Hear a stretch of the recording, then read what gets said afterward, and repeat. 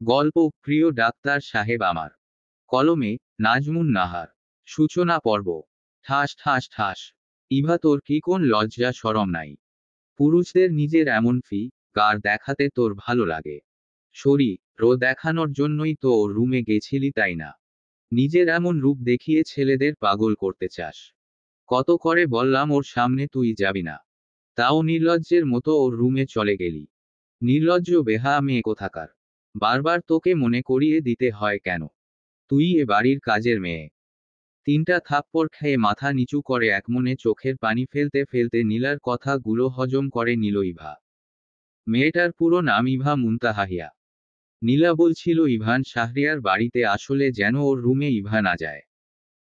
একটা মেয়ের কতটা নিচু মন মানসিকতা থাকলে নিজে একটা মেয়ে হয়ে অন্য মেয়ের ব্যাপারে না যেন এভাবে বলতে পারে। নীলাকে না দেখলে ইভা এটা উপলব্ধি করতে পারত না। তারপর ইভা নীলার উদ্দেশ্য বলল, নীলা আপু আমি ইচ্ছে করে ইভান ভাইয়ার রুমে যাই নাই। তখন ইভান ভাইয়া অনেকবার পানি চাইছে, ওনার রুমে নাকি পানি ছিল না, কেউ দিয়ে আসে নাই। তাই আমি ওনার রুমে গিয়ে পানি দিয়ে আসছি। আর উনি তখন রুমে ছিল না, হয়তো বেকনিতে ছিল। নীলা শাসিয়ে বলে, আবার মুখে মুখে কথা বলছিস? সাহস তো তোর কম না। ফার্দার যেন তোকে ইভান ভাইয়ার রুমে না দেখি। ইভা মাথা দুলিয়ে হ্যাঁ বোধক শব্দ বুঝালো, যার দারুণও আর যাবে না। তারপর এক দৌড়ে নিজের রুমে গিয়ে বিছানায় উপর হয়ে শুয়ে কান্না করতে লাগলো। আজ আর এমন কি প্রতিদিনই তো এ বাড়ির মানুষগুলো ওরে কাজের মেয়ে বানিয়ে রাখে। সব সময় এমন ছোট খাটো বিষয় নিয়েও বকা শুনতে হয়। এতে করে এগুলো শুনতে শুনতে অভ্যাস হয়ে গেছে ওর। এখন কেউ কিছু বললেও তা গায়ে মাখে না। তবে যে কোনো মেয়ের চরিত্র নিয়ে কথা বললে ঠিকই খারাপ লাগে। তাই ইভারও খারাপ লাগছে। আর ইভান হলো এ বাড়ির বড় ছেলে, আতিফ শাহরিয়ারের ছেলে, পুরো নাম ইভান শাহরিয়ার। ওরা এক ভাই দুই বোন। ইভান, ইরা, আর ইমা। সবার বড় ইভান, যে কিনা একজন ডাক্তার। কালকেই দেশে ফিরল। তারপর ইমা, ও এবার অনার্স প্রথম বর্ষের ছাত্রী। আর সবার ছোট ইরা। ইরা আর ইভা একসাথেই পড়াশোনা করে। দুজনেই কিছু দিন হবে এসএসসি দিয়ে শেষ করলো। নীলা হলো ইভানের খালাতো বোন। ও বেশিরভাগ সময়ই এ বাড়িতে থাকে। আর ইভা হলো আতিফ শাহরিয়ারের ছোট ভাই, আরিফ শাহরিয়ারের মেয়ে। গত 2 বছর আগে ইভার বাবা মা মারা যায় রোড অ্যাক্সিডেন্টে। তারপর থেকে ইভা এ বাড়ির কাজের মেয়ের মতো আছে। মাঝে মধ্যে ইভা ভাবে মা বাবা থাকতে সবাই ওরে কত ভালোবাসতো, কত কেয়ার করত। আর এখন কেউ ওরে দুই চোখেও দেখতে পারে না। কি ভাগ্য ওর! ওর মা বাবা যাওয়া সময় ওকেও সাথে করে নিলে খুব কি ক্ষতি হতো। এমনটা ভেবে ইভা কত শত চোখের পানি যে ফেলে তার খবর নাই। সকালে খাবারের টেবিলে বসে সবাই খাচ্ছে। ইভান চারদিকে চোখ বুলিয়ে তার মায়ের দিকে তাকিয়ে বলে, মা ইভা কই? ওরে তো আসার পরে আমি একবারও দেখলাম না। চাচু আর চাচি মারা গেছে 2 বছর। আমি দেশের বাহিরে ছিলাম 5 বছরের জন্য। তাই আসতে পারি নাই। কিন্তু ইভা তো এখানেই থাকে, 3 দিন হলো আমি দেশে আসছি, কিন্তু একবারও তো ওরে আমার সামনে দেখলাম না। ইভানের মা আয়ানা বলে, আছে হয়তো কোথাও। তোর সামনে মনে হয় আসতে লজ্জা পায়, তাই আসে না। আয়ানার কথায় ইভান নাক মুখ কুঁচকে ফেলে। তারপর ভাবে, দেশে যাওয়ার আগে তো ঠিকই আমার সামনে আসতো। কবে থেকে আবার লজ্জা পাওয়া শুরু করলো? তাই ভাবে ইভান শাহরিয়ারের আপনা আপনি মুচকি হাসি চলে আসে। ইভান বিকেলে একটু সময় কাটানোর জন্য ছাদে আসে। আর অমনি ওর পা জোড়া থেমে যায়। একদৃষ্টিতে তাকিয়ে দেখে একটা মেয়ে ছাদের ফুল গাছগুলোতে পানি দিচ্ছে। কি আকর্ষণীয় লাগছে মেয়েটাকে।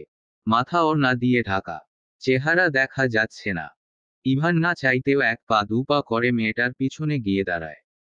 তারপর একদৃষ্টিতে মেয়েটার গাছে পানি দেওয়ার ধরন দেখে ইভা পারফিউমের ঘ্রাণ নাকে আসতেই নিজের কাছে কারো উপস্থিত টের পায়। অমনি ইভা বুঝতে পারে এটা ইভান। কারণ ইভা যখন ইভানের রুমে গেছে তখনই এই ঘ্রাণ অনুভব করছে। এই ঘ্রাণটা ইভার খুব পছন্দ হয়েছে। যখনই এই ঘ্রাণ ইভার নাকে আসে আফিমের মতো খুব করে টানে ওকে কোনো এক অবাধ্য পিছু টান। তাই ইভা গাছে পানি দেওয়ার পাত্রটা নিচে রেখে ইভানের দিকে না তাকিয়ে এক প্রকারের দৌড়ে সেখান থেকে চলে যেতে নেয়। যার দারুণ ইভার খোপা বাঁধা চুলগুলো কোমর ছাড়িয়ে হাঁটুর কাছাকাছি এসে গড়াগড়ি খায়। ইভান সেদিকে তাকিয়ে একটা বাঁকা হাসি দিয়ে অতি নরম কণ্ঠে বলে, ইভা। এই ডাকে কিছু একটা ছিল যা শুনে ইভার পা জোড়া আপনা আপনি থেমে যায়। অদ্ভুত শিহরণ ভয়ে যায় পুরো শরীর জুড়ে। তারপর আবার পা জোড়ার গতি বাড়িয়ে দেয়। ধরণীতে সন্ধ্যা নেমেছে অনেক আগেই। শহর জুড়ে আলোর রশ্মিগুলো ধীরে ধীরে অন্ধকার আচ্ছন্ন হয়ে আসছে। ভুবন জুড়ে আলোর রেখা ধীরে ধীরে অন্ধকার রূপ ধারণ করছে। অনেক আগেই শহর জুড়ে মাগরিবের আজানের প্রতিধ্বনি শোনা গেছে। ইভা মাগরিবের নামাজ আদায় করে কিছুক্ষণ কুরআন তিলাওয়াত করে। তারপর জায়নামাজ উঠিয়ে যথাস্থানে রেখে হিজাব খুলে ওয়ার্ড্রবে রেখে দেয়। এই ওয়ার্ড্রবটা ইভার বাবা থাকতে তার রুমের জন্য কিনে দিছে।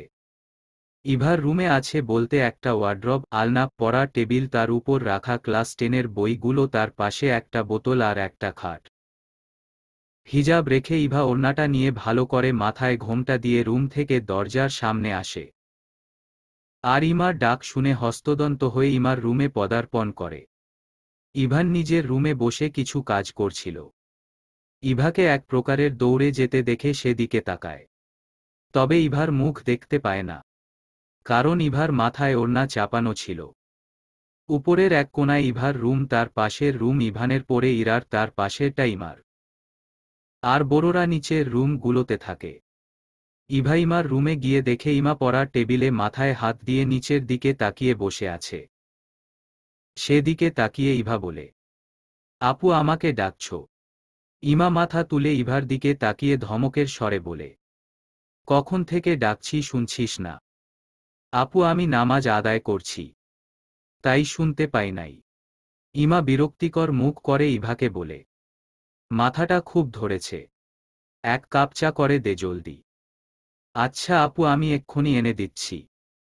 আমার জন্যও এক কাপ দিয়ে যাইস।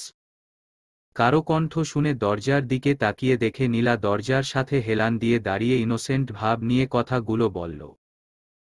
ইভা নিচের দিকে তাকিয়ে বলে, আচ্ছা। তারপর ইভা রুম থেকে বের হয়ে চা বানানোর জন্য কিচেনে চলে যায়। কিচেনে গিয়ে দেখে সোনালি রাতের খাবার তৈরির জন্য কাজ শুরু করে দিছে। সোনালি হলো এ বাড়ির কাজের মেয়ে। সোনালি ইভা আর ইরার সমবয়সী হবে। অভাবের তাড়নায় ইভান শাহরিয়ারদের বাড়িতে কাজ করে। মেয়েটার ও ইভার মতো কেউ নাই। তাই ইভান শাহরিয়ারের বাবা আতিফ শাহরিয়ার মেয়েটাকে নিজেদের বাড়ির কাজে রাখে। এ বাড়িতে আরও একটা কাজের মহিলা ছিল। যবে থেকে ইভা কাজ শুরু করছে, তখন থেকে ইভান শাহরিয়ারের মা আয়ানা তাকে কাজ থেকে বাদ দিয়ে দিছে। এ বাড়ির সবারই কম বেশি সন্ধ্যায় চা কফি খাওয়ার অভ্যাস।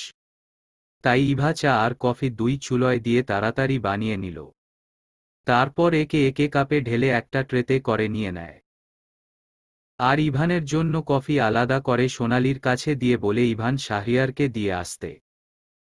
সোনালি প্রতি উড়ে বলে, ইভা আপা, তুমি ভাইয়ের রুমে যাইতাম এত লজ্জা পাও কিরে? আমারও কিন্তু ইভান ভাইয়ের রুমে যাইতে কেমন কেমন লাগে। ইভা ভ্রু কুঁচকে বলে, কেমন লাগে? সোনালি মুখে ওড়না চেপে মুচকি হেসে বলে, শরম শরম লাগে। বিদেশ থেকে আসার পর থেকে ভাইরে এখন এক্কেরে ধলা ইন্দুরের লাহান ফকফক্কা দেহতে লাগে, আবার এক্কেরে খাম্বার মতন লম্বুস। ইভা সোনালির কথা শুনে হাসতে হাসতে শেষ। তারপর হাসি থামিয়ে বলে, তুই একেবারে ঠিক বলছিস। থাক, বেচারার নামে আর কিছু বলিস না। তবে লম্বুসটা ঠিক ছিল, একেবারে যেন তাল গাছ একটা। সোনালি এটা শুনে হেসে দেয়। আর ইভা ট্রে নিয়ে বড়দের চা কফি দিয়ে উপরে চলে যাওয়ার সাথে সাথেই সোনালি ইভানের জন্য কফির কাপ নিয়ে উপরে গিয়ে দেখে ইভান বিছানায় বসে আছে। তাই সোনালি কফি পাশে রেখে আসতে নিলে ইভান সোনালিকে ডেকে বলে, সোনালি, লম্বুস কিরে? সোনালি খুশিতে গদগদ হয়ে বলে, ভাইয়া, আমনে লম্বুস মানে জানেন না? লম্বুস ওইল লম্বা। আমি আর কি ইভা আপারে হাসানোর লাইগ্গা তখন আমনেরে লম্বুস। এতটুকু বলে সোনালি জিহ্বায় কামড় দিয়ে মনে মনে বলে, হায় হায়, এইডা কি ওইল? আমি তো ভাইরে সব কইয়া দেউন ধরছি। আর ভাই কিল্লিগা লম্বুস মানে জিজ্ঞাইল। সোনালিকে থামতে দেখে ইভান শাহরিয়ার বলে, কিরে থামলি কেন বল? সোনালি হাসার চেষ্টা করে বলে, ভাইয়া রাইতের রান্দনের কাম আছে, আমি গেলাম। ইভা আফা একলা একলা এত কাম করতে পারবো না। শাহরিয়ার অবাক হয়ে বলে, ইভা রান্না করে? হ ভাইয়া করে তো। আমি তো আমার 7 বছর বয়স থেকে এই বাড়িতে কাম করি। হেই ছোটবেলা থেকেই আমি তরকারি কাটাকাটি করি আর অন্য কাম করি। রান্না তো আমনের মায় আর ইভা আফার মায়ে করত। এখন ইভা আফা করে। সোনালির একটা বদ অভ্যাস, কেউ কিছু জিজ্ঞেস করলে শুধু গরুর রচনার মতো কথা বলতেই থাকে। কে বলবে ইভানকে দেখে এ মেয়ে লজ্জা পায়। তাই ইভান সোনালিকে আর কথা বাড়াতে না দিয়ে বলে, আচ্ছা ঠিক আছে, তোর না কাজ আছে, তুই এখন যা। শুনশান নীরবতায় ছেয়ে আছে বাড়িটা। ইভার হঠাৎ ঘুম ভেঙ্গে যায়। খুব জোর পানি পিপাসা পেয়েছে মেয়েটার। তাই সে উঠে বসে। ইভা সবসময় লাইট জ্বালিয়ে ঘুমায়। লাইট অফ থাকলে ওর মনে হয় চোখের সামনে কিছু আছে।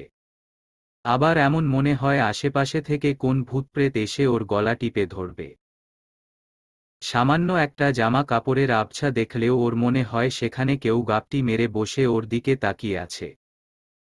ইভা পড়ার টেবিলের দিকে তাকিয়ে দেখে বোতলে পানি নাই। আগে অবশ্য একটা জগ ছিল। সেটা 1 মাস আগে হাত থেকে পড়ে ভেঙে যায়। তাই একটা বোতল নেয় রাতে পানি পিপাসা পেলে খাওয়ার জন্য। আয়ানাকে একটা জগের কথা বললেও সে গুরুত্ব দেয় নাই। এমনিতেও ইভা অপ্রয়োজনে কিছু অপচয় পছন্দ করে না। তার উপর ইভা চাচা চাচির ঘাড়ের উপর বসে বিনা পয়সায় খাচ্ছে পড়ছে। নিজের কিছু খুব বেশি প্রয়োজন না হলে তা কাকা কাকিকে বা অন্য কাউকেও বলে না। ইভা চারদিকে ভালো করে তাকিয়ে বিছানা থেকে নেমে নিচে চলে আসে। পুরো বাড়িটা অল্প আঁচের লাইটের আলোয় আলোকিত। কিচেনে এসে বোতলে পানি নিয়ে তারপর যেই বসার রুমে পা দিবে অমনি কারেন্ট চলে যায়। আর সামনে কারো ছায়ায় মতো দেখতে পায়। যার দারুণ ইভা অস্পষ্ট স্বরে ভয়ে ভয়ে কাপা কণ্ঠ বেজে বেজে বলে, ভূত ভূত। এটা বলে ইভা সামনে তাকিয়ে দেখল ছায়াটা ওর দিকেই এগিয়ে আসছে। তাই ইভা আয়াতুল কুরসি পাঠ করে। কিন্তু তাও ওর দিকে এগিয়ে আসছে দেখে ইভা জ্ঞান হারিয়ে মেঝেতে লুটিয়ে পড়তে নিলে অমনি ইভান শাহরিয়ার এসে ইভার কোমর পেঁচিয়ে ধরে নেয়। যার দারুণ ইভা পড়ে যাওয়া থেকে বাঁচে, কিন্তু সেন্সলেস হয়ে যায়। মূলত ইভান শাহরিয়ার এতক্ষণ গুরুত্বপূর্ণ কিছু কাজের জন্য বাহিরে ছিল। মাত্রই আসলো। আর ইভা ওর ছায়া দেখে ভয় পেয়ে জ্ঞান হারায়। তাই ইভান শাহরিয়ার ইভাকে কয়েকবার ইভা ইভা বলে ডাকে। কিন্তু ইভার সাড়া না পেয়ে ইভান ইভাকে কোলে তুলে নিয়ে সিঁড়ি বেয়ে নিজের রুমে চলে আসে। আর এমন সময় কারেন্টও চলে আসে। তাই ইভান ইভাকে খাটে শুইয়ে দিয়ে ওর মাথার কাছে বসে কিছুক্ষণ অদ্ভুত দৃষ্টিতে ওর দিকে তাকিয়ে থেকে আবার কয়েকবার ইভাকে ডাকে। কিন্তু ইভার কোন রেসপন্স না পেয়ে নিজের রুমে থাকা জগ থেকে ইভার নাকে মুখে পানির ছিটে দেয়। তারপর ইভান শাহরিয়ার ইভার পাশ থেকে উঠে নিজের শরীরে জড়িয়ে রাখা শার্ট আর গেঞ্জি খুলে ফ্রেশ হতে যায়। ইভান শাহরিয়ার ফ্রেশ হতে যাওয়ার কিছুক্ষণ পরেই ইভার জ্ঞান ফিরে। পিটপিট করে চোখ খুলে নিজেকে অন্যের ঘরে আবিষ্কার করে হকচকিয়ে উঠে বসে বিড়বিড় করে বলে, আমি কোথায়? তারপর ওর মনে পড়ে একটু আগের ঘটনা। তাই ইভা চারদিকে চোখ বুলিয়ে পরিপাটি গোছানো রুম দেখে বলে, ভূত আমার ঘাড় মোটকে দেয় নাই। হয় আল্লাহ, আমি ইভান ভাইয়ার রুমে আসলাম কেমনে? ভূত আবার আমাকে এখানে এনে ফেলে যায় নাই তো? এগুলো বলে ইভা যেই খাট থেকে নামতে নিবে অমনি ওয়াশরুমের দরজার দিকে তাকিয়ে থাকে, কারণ ওখান থেকে পানির আওয়াজ আসছে। আর তখনই ওয়াশরুমের দরজা খুলে ইভান শাহরিয়ার খালি গায়ে বের হয়ে আসে। নিচে অবশ্য পেন্ট ছিল। তারপর ইভান ওয়াশরুমের দরজার সামনে দাঁড়িয়ে ইভার দিকে তাকিয়ে থাকে। আর ইভাও ইভানের দিকে তাকায়। ইভানকে এই অবস্থায় দেখে ইভা স্তব্ধ হয়ে যায়। কিছু বলার ভাস যেন হারিয়ে ফেলে মেয়েটি। ইভা শুধু ফেলফেল দৃষ্টিতে ইভান শাহরিয়ারকেই পর্যবেক্ষণ করছে। কি অদ্ভুত শিহরণ ভয়ে গেল পুরো শরীর জুড়ে। ইভানের ফর্সা বুকের লোমগুলো ছুঁয়ে দেওয়ার ইচ্ছে জাগল মনের গহীনে। নিজের এমন ইচ্ছের কথা ভেবে ইভা আঁতকে উঠে নিজের চোখগুলো ইভানের থেকে সরিয়ে নিল। এগুলো ভেবে ইভার পুরো কায়া অঙ্গ প্রত্যঙ্গ কেঁপে উঠল। সে নিজের ইচ্ছেকে তিরস্কার জানালো বারংবার। তার মস্তিষ্ক বলে উঠল, ছি ইভা, তুই এতক্ষণ একটা পুরুষের দিকে এভাবে তাকিয়েছিলি, গিলে খাচ্ছিলি একটা ছেলেকে এভাবে। ইভার এসব ভাবাভাবির মাঝে ইভান নিজের শরীরে একটা ব্লু কালার গেঞ্জি জড়িয়ে ইভার উদ্দেশ্য বলে, ইভা তুই এত ভীতু কেন রে? ভয় একেবারে সেন্সলেস হয়ে গেলি। ইভানের কথায় ইভা কোনো প্রতিউত্তর করল না। তা দেখে ইভান ভ্রু কুঁচকে বলে, এতক্ষণ তো চোখ দিয়ে গিলে খাচ্ছিল আমাকে, আবার নাকি আমার সামনে আসতে লজ্জা পাস? এই তুই আমার সামনে আসতে কবে থেকে লজ্জা পাওয়া শুরু করলি? ইভানের কথায় এবার ইভা বেশ লজ্জা পেল। আবার এটাও ইভার মনে উকি দিল, ওরে ইভান কোলে করে কি ইভানের রুমে নিয়ে আসছে। এটা ভেবেও ইভার শরীরে অদ্ভুত শিহরণ ভয় গেল, কিন্তু কোন প্রতিউত্তর করল না। এখনো অন্য দিকেই ফিরে আছে ইভা, কারণ ও মনে করছে এখনো ইভান খালি গায়ে।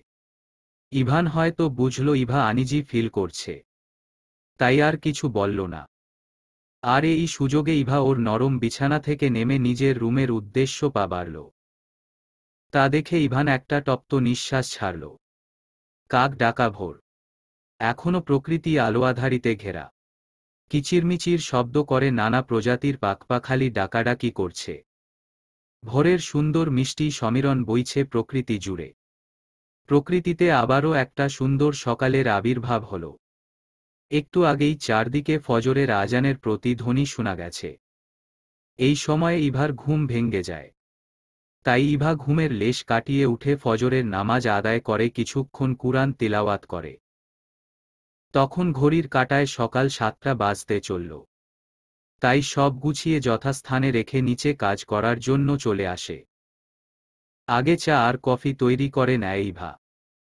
সকালে চা বানানো লাগে ওর চাচা চাচির জন্য। আতিফ শাহরিয়ার সকালে নামাজ আদায় করে কিছুক্ষণ হাঁটাহাঁটি করে চা খান। আর ইভান সকালে ব্ল্যাক কফি পছন্দ করে, তাই ইভানের জন্য ব্ল্যাক কফি। ইরা আর ইমাকে যেটা দেওয়া হয় সেটাই খায়। ইভান ছাড়া সবাই বসার রুমে ছিল, তাই ইভা বসার রুমে ওদের জন্য ট্রেতে করে নিয়ে গেল। আর সোনালীকে ইভানের ব্ল্যাক কফি দিয়ে আসতে বলল। সকাল 9টা। ইভানের বাবা আগেই খেয়ে অফিসে চলে গেছে। এখন খাবারের টেবিলে আয়ানা, নীলাইমা, ইরা বসে আছে। ইভান শাহরিয়ার অনেক রাত করে ফিরার কারণে সকালে ফজরের নামাজ আদায় করে আবার ঘুমাইছে। সোনালী তখন কফি দিয়ে জাগিয়ে আসছে। ইভা সবাইকে খাবার সার্ভ করছে। এমন সময় ইভার হাতের সাথে বেজে 2টা কাচের প্লেট আর একটা গ্লাস মেঝেতে পড়ে ভেঙে যায়।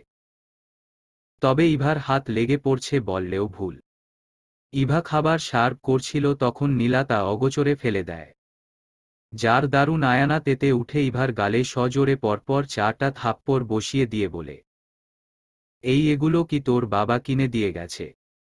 আমাদের ঘাড়ের উপর বসে খাচ্ছিস, আবার আমাদের জিনিস নষ্ট করছিস। তোর সাহস তো কম না। এগুলো বলে আয়ানা ইভার চুলের মুঠি ধরে আবার এলোপাতাড়ি মারতে থাকে। বেচারি 4টা থাপ্পড় খেয়েই নিঃশব্দে চোখের পানি ফেলছিল, কিন্তু এখন এমন মার খেয়ে জোরে কান্না করে দেয়। নীলা আর ইমা তা চেয়ে চেয়ে দেখছে। ইরা ওর মায়ের উদ্দেশ্য বলে, মা, ওরে মারলে কি তুমি এগুলো ফিরে পাবে? ছেড়ে দাও ইভাকে। আয়ানা ইরাকে ধমকের স্বরে বলে, চুপ, তোরে এত কথা বলতে কে কইছে?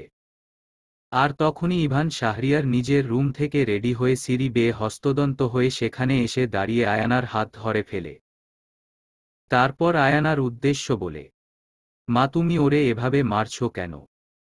আয়ানা ঝাঝালো কণ্ঠে বলে, ইভান, তুই এই রাস্তার মেয়ের জন্য আমার হাত ধরে বাধা দিলি।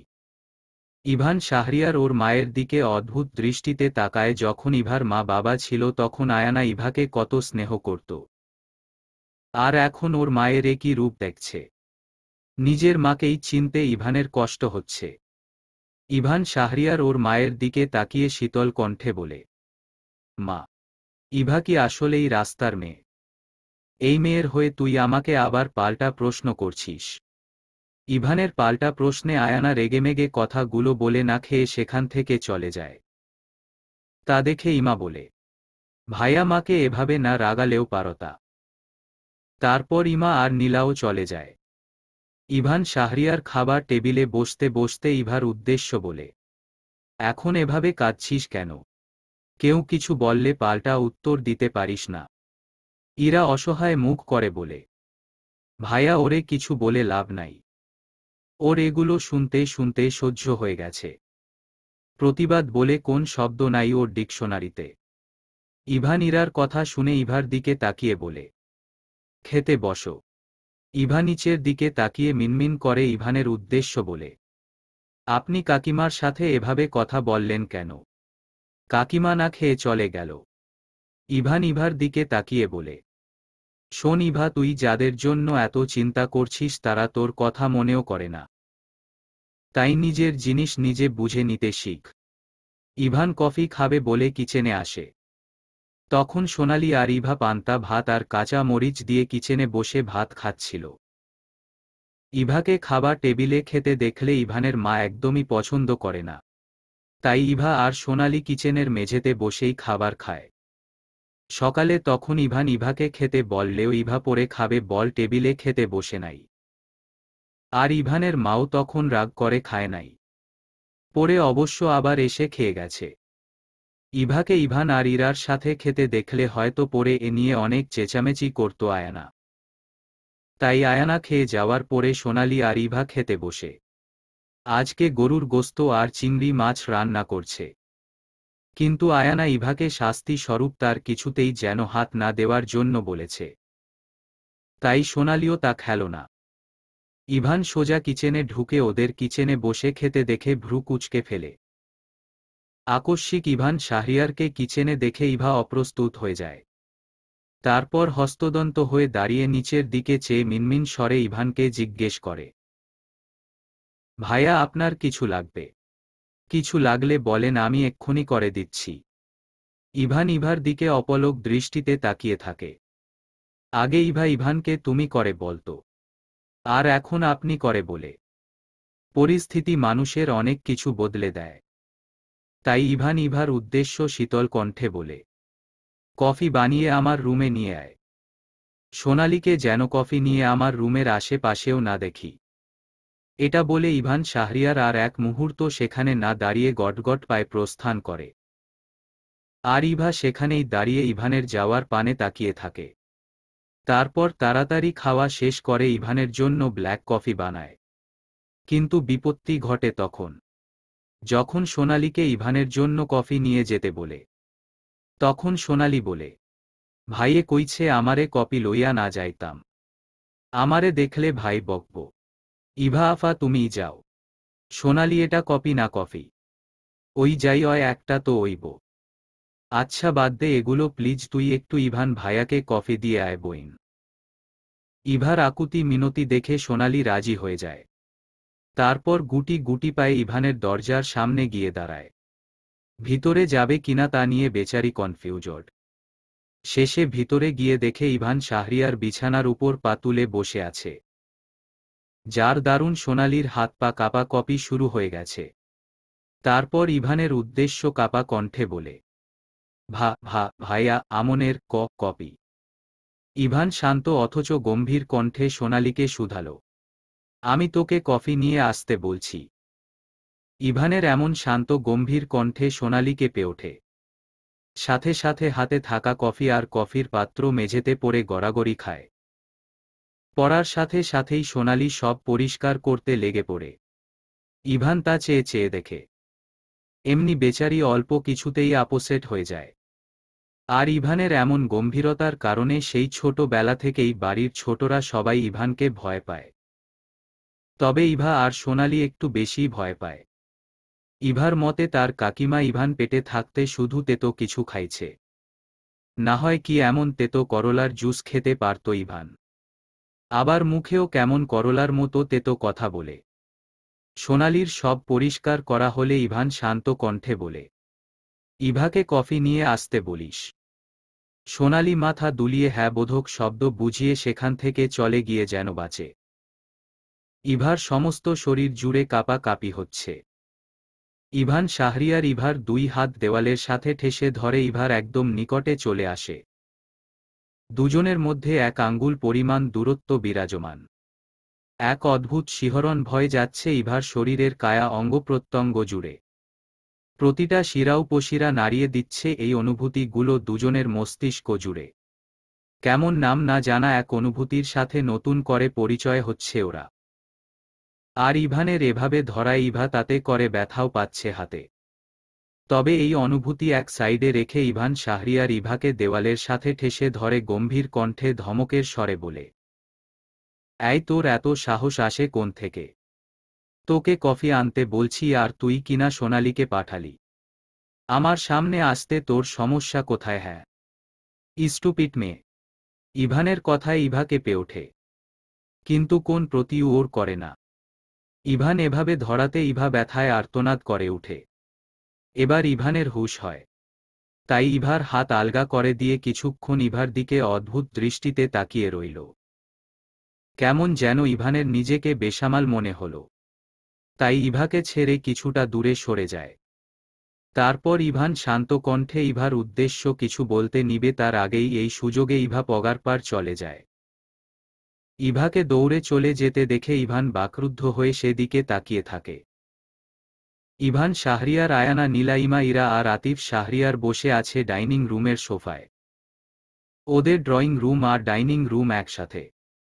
ইভান শাহরিয়ার তার বাবার উদ্দেশ্য বলে, বাবা, কালকে থেকে হসপিটালে জয়েন্ট ডেট আমার। দেশে ফিরে প্রায় অনেক দিন বসেছিলাম। দোয়া করো ঠিক মতো যেন মানুষের চিকিৎসা করতে পারি। আতিফ শাহরিয়ার ছেলের উদ্দেশ্য বলে, তোমাকে তো আমার ব্যবসায়িক কাজে অফিসে থাকতে বললাম, কিন্তু তুমি তো ডাক্তার হওয়ার স্বপ্ন নিয়েছিলে। আল্লাহ তোমার মনের আশা পূরণ করছে। দোয়া করি মাইসান, তুমি রোগীকে সঠিকভাবে যেন সেবা দিতে পাবো। তারপর আতিফ শাহরিয়ার আয়ানার উদ্দেশ্য বলে, তুমি কিছু বলো। আমি আর কি বলবো? আমার ছেলের লক্ষ্য নিশ্চয় পূরণ হবে। এতক্ষণ ইভা আর সোনালী কিচেন থেকে ওদের কথা শুনছিল। এবার ইভা সোনালীকে জোর করে আয়ানার কাছে পাঠিয়ে দিল। কারণ সোনালীর 2 দিনের জন্য ছুটি লাগবে। তার দাদি অনেক অসুস্থ। আপন বলতে তার এই দাদি আছে, যে কিনা ওর চাচা চাচির কাছে থাকে। অভাবের সংসার, চাচা চাচি ওর দাদিকে নিয়েই সংসার চালাতে হিমশিম খায়। ওর এক চাচাতো ভাই আছে ছোট। নিজেদের সংসার চালাতেই কষ্ট তাদের। তাই তার দাদিকে অনেক কথা শুনতে হয়, বসে বসে খাচ্ছে তাই। জোয়ানকালে মানুষ মানুষের কত কদর করে, কিন্তু বুড়ো আর এতিমদের কেউ 2 চক্ষেও দেখতে পারে না। সমাজে তারা এখন অনেক লাঞ্ছিত, অধিকার থেকে বঞ্চিত। আর সোনালীকে তো দেখতেই পারে না। একমাত্র ওর দাদি ওরে অনেক ভালোবাসে। আর এই বাড়ির কয়েকটা মানুষ তাকে ভালোবাসে। গ্রাম থেকে ওর চাচা কল করে জানিয়েছে ওর দাদি অনেক অসুস্থ। এখন বিকেল 3টা বাজে। এখান থেকে ওদের গ্রামে পৌঁছাতে প্রায় 2 ঘন্টা লেগে যাবে। সোনালী আয়ানাকে সব বললে। আতিফ শাহরিয়ার বলে, তাহলে বাসায় কাজ করবে কে? চাচার কথা শুনে ইভা তাড়াতাড়ি সেখানে উপস্থিত হয়ে বলে, আমি করতে পারবো সব। ওকে ছুটি দিয়ে দাও। আতিফ শাহরিয়ার ইভার উদ্দেশ্য বলে, মা, তুই একা একা সব পারবি তো? হ্যাঁ চাচ্চু, আমি পারবো। ইভার কথা শুনে ইভান শাহরিয়ার ইভার দিকে তাকায়। মেয়েটা সবার জন্য কত ভাবে। সেই সকালে ইভানের রুম থেকে দৌড়ে বের হওয়ার পরে আর একবারও ইভাকে ইভান তার চোখের সামনে দেখে নাই। আয়ানা কিছু একটা ভেবে বলে, আচ্ছা যা, 2 দিনের মধ্যে চলে আসবি। আয়ানার কথায় সোনালী খুব খুশি হয়, সাথে ইভাও। কিন্তু এর পিছনে যে আয়ানার কোন উদ্দেশ্য আছে তা ওরা উপলব্ধি করতে পারল না। এরই মধ্যে ইভার সাথে ইভানের চোখাচোখি হলে ইভা নিজের দৃষ্টি সরিয়ে নেয়। তখনকার ঘটনায় ইভানের দিকে তাকাতে বেশ লজ্জা লাগছে। পুরো শহরটা আলো আধারিতে ঘেরা। সবাই কিছুক্ষণ পরে খাবার খাবে। এখন বাজে রাত 8:30। ইভাকে আজ রাতের সব কাজ একাই শেষ করতে হইছে। যেহেতু সোনালী নাই তাই ইভা সব কাজ শেষ করে সব গুছিয়ে নিজের রুমে এসে ফ্যানটা ছেড়ে তার দিকে তাকায়। মনে হচ্ছে যেন ফ্যানেও শরীর ঠান্ডা হচ্ছে না। খুব গরম পড়ছে আজ। এখন জুলাই মাস চলছে। ঋতু অনুযায়ী হিসেবে বৈশাখ জ্যৈষ্ঠ গ্রীষ্মকাল হলেও বাংলাদেশে সবচেয়ে বেশি অসহ্য গরম পড়ে এপ্রিল এবং জুলাই মাসে। বৃষ্টি হলেও মনে হয় যেন গরম বেড়ে গেছে। তাই ইভা ফ্যানের গতি ফুল স্পিরিটে বাড়িয়ে দিয়ে বিছানায় এসে নিজের শরীর থেকে ওড়নাটা সরিয়ে পাশে রেখে দেয়। তারপর বিছানায় নিজের শরীরটা এলিয়ে দিয়ে কিছুক্ষণ এপাশ ওপাশ করে দরজার দিকে মুখ করে স্থির হয়ে শুয়ে থাকে। আর ভাবে মা বাবা বেঁচে থাকলে হয়তো নিজের জীবনটা এমন না হয়ে অন্য রকমও হতে পারত। ভাগ্য কেন ওর এমন হলো? এগুলো ভাবতেই ইভা আনমনা হয়ে যায়। এমন সময় ইভান শাহরিয়ার ওর রুমের সামনে এসে স্তব্ধ হয়ে দাঁড়িয়ে যায়। কি অগোছালো হয়ে শুয়ে আছে মেয়েটা! এখনো কি অবুঝ নাকি এই মেয়ে? এভাবে শোয়ার হলে দরজা লাগিয়ে শুইলে কি এমন ক্ষতি হতো? ইভান শাহরিয়ার ইভাকে এক দৃষ্টিতে পরোক্ষ করছে। গায়ে ওড়না নেই, পরনে গোলাপির মধ্যে ছোট ছোট সাদা ফুলের থ্রি পিস। কাটা জামাটা পেটের থেকে সরে গিয়ে ফর্সা পেটের অনেকটা অংশই দেখা যাচ্ছে। প্লাজোটা হাঁটু পর্যন্ত উঠে গেছে। গলার কিছুটা নিচে বক্ষের বুকের মাঝে একটা ছোট তিল দেখা যাচ্ছে। ফর্সা শরীরে সেই তিলটা ভাসমান হয়ে ইভানকে অবাধ্য পিছুটানের মতো টানছে। ইভানের নিজেকে বড্ড এলোমেলো অগোছালো মনে হল। তার নিজেকে নিজের কাছে প্রচণ্ড রকমের বেসামাল লাগল। নিষিদ্ধ অনুভূতিগুলো মাথাচাড়া দিয়ে উঠল। কি অদ্ভুত অনুভূতি! বারবার না চাইতেও ইভার বুকের কাছের তিলটার দিকে ইভান শাহরিয়ারের চোখ চলে যাচ্ছে। ছুঁয়ে দিতে ইচ্ছে করছে খুব করে। কি স্নিগ্ধ লাগছে মেয়েটাকে! যেন চেয়েই থাকতে ইচ্ছে করছে। ইভান তো এমন না। মাহরাম ব্যতীত কোন মেয়ের দিকে তাকিয়েও তো সে কথা বলে না। কিন্তু ইভা ওর কাজিন হলেও তো ইসলাম শরীয়ত অনুযায়ী ওর সাথে বিবাহে আবদ্ধ হওয়া যায়ও। ইভান শাহরিয়ারের এমন এলোমেলো ভাবনার মাঝেই ইভা নিজের ধ্যান থেকে বের হয়ে এলো। দরজার দিকে তাকিয়ে মেয়েটা আঁতকে উঠল। হস্তদম হয়ে উঠে বসে চারদিকে চোখ বুলিয়ে নিজের ওড়না খুঁজতে ব্যস্ত হয়ে পারল। আর ইভা নিজের পাশেই ওড়নাটা পেয়ে গেল। তাই সে তাড়াতাড়ি ওড়নাটা নিজের শরীরে জড়িয়ে নিল। তারপর নিজেকে পরোক্ষ করে জামাটা আর প্লাজোটা ঠিক করে নিয়ে দরজার দিকে তাকায়। ইভান এখন সেভাবে ইভার দিকে তাকিয়ে আছে। এটা দেখে ইভার নিজেকে মাটির সাথে মিলিয়ে দিতে ইচ্ছে হল। কি এক অস্বস্তিকর পরিস্থিতি! ইভান অত জানু হয়ে বিছানার দিকে চেয়ে রইল। হঠাৎ ইভান মনে মনে বলে, ছিহহ ইভান, তুই একটা বাচ্চা মেয়ের দিকে এভাবে তাকিয়ে আছিস। ইভানের এমন মনে হতেই সে গটগট পায়ে সেখান থেকে প্রস্থান করে। নিজের রুমে এসে দরজাটা সজোরে ধাক্কা দেয়। ফলে দরজাটা আটকে আবার খুলে যায়। যার দারুণ বিকট একটা আওয়াজ হয় সেখানে। ইভান দরজাটা ধাক্কা দিয়ে এসে নিজের খাটের উপর ধপাস করে বসে পড়ে। তারপর নিজের মাথাটা দুই হাত দিয়ে চেপে ধরে রাগ কন্ট্রোল করার চেষ্টা করে। ইভান শাহরিয়ারের ইভার উপর বড্ড রাগ হচ্ছে। যদি শুইতেই হতো তাহলে দরজা লাগিয়ে শুইলেই পারত। এমন এলোমেলো অগোছালো হয়ে কেউ শয়? আসলে তখন ইভান শাহরিয়ার ইভার রুমে যাওয়ার কারণ সকালে ইভার সাথে অমন আচরণ করাই ইভানের মনে অস্থিরতা কাজ করছিল। তাই ইভান চাচ্ছিল ইভার সাথে কথা বলে নিজের মন হালকা করবে। কিন্তু ঘটল তার উল্টো। এখন আরও অস্বস্তি লাগছে। কি এক পরিস্থিতি! আয়ানা, আতিফ, শাহরিয়ার, ইরা, নীলা রাতের ডিনারের জন্য খাবার টেবিলে বসে আছে। ইভা সবাইকে সার্ভ করছে। আজ ওদের খাবারে রান্না হইছে ইলিশ মাছ দিয়ে আলু, মুরগির গোস্ত ভুনা আর ডাল। ইভান আর ইমা ডিনারের জন্য নিজেদের রুম থেকে এখনও ডাইনিং টেবিলে আসে নাই। ইভা ইমাকে ডেকে আসছে কিন্তু ইভানকে এখনও কেউ ডাকে নাই। ইভাকে ইভানের রুমে যাওয়া নীলা পছন্দ করে না। তার উপর আবার তখনকার সেই পরিস্থিতির জন্য ইভার অনেক অস্বস্তি লাগছে।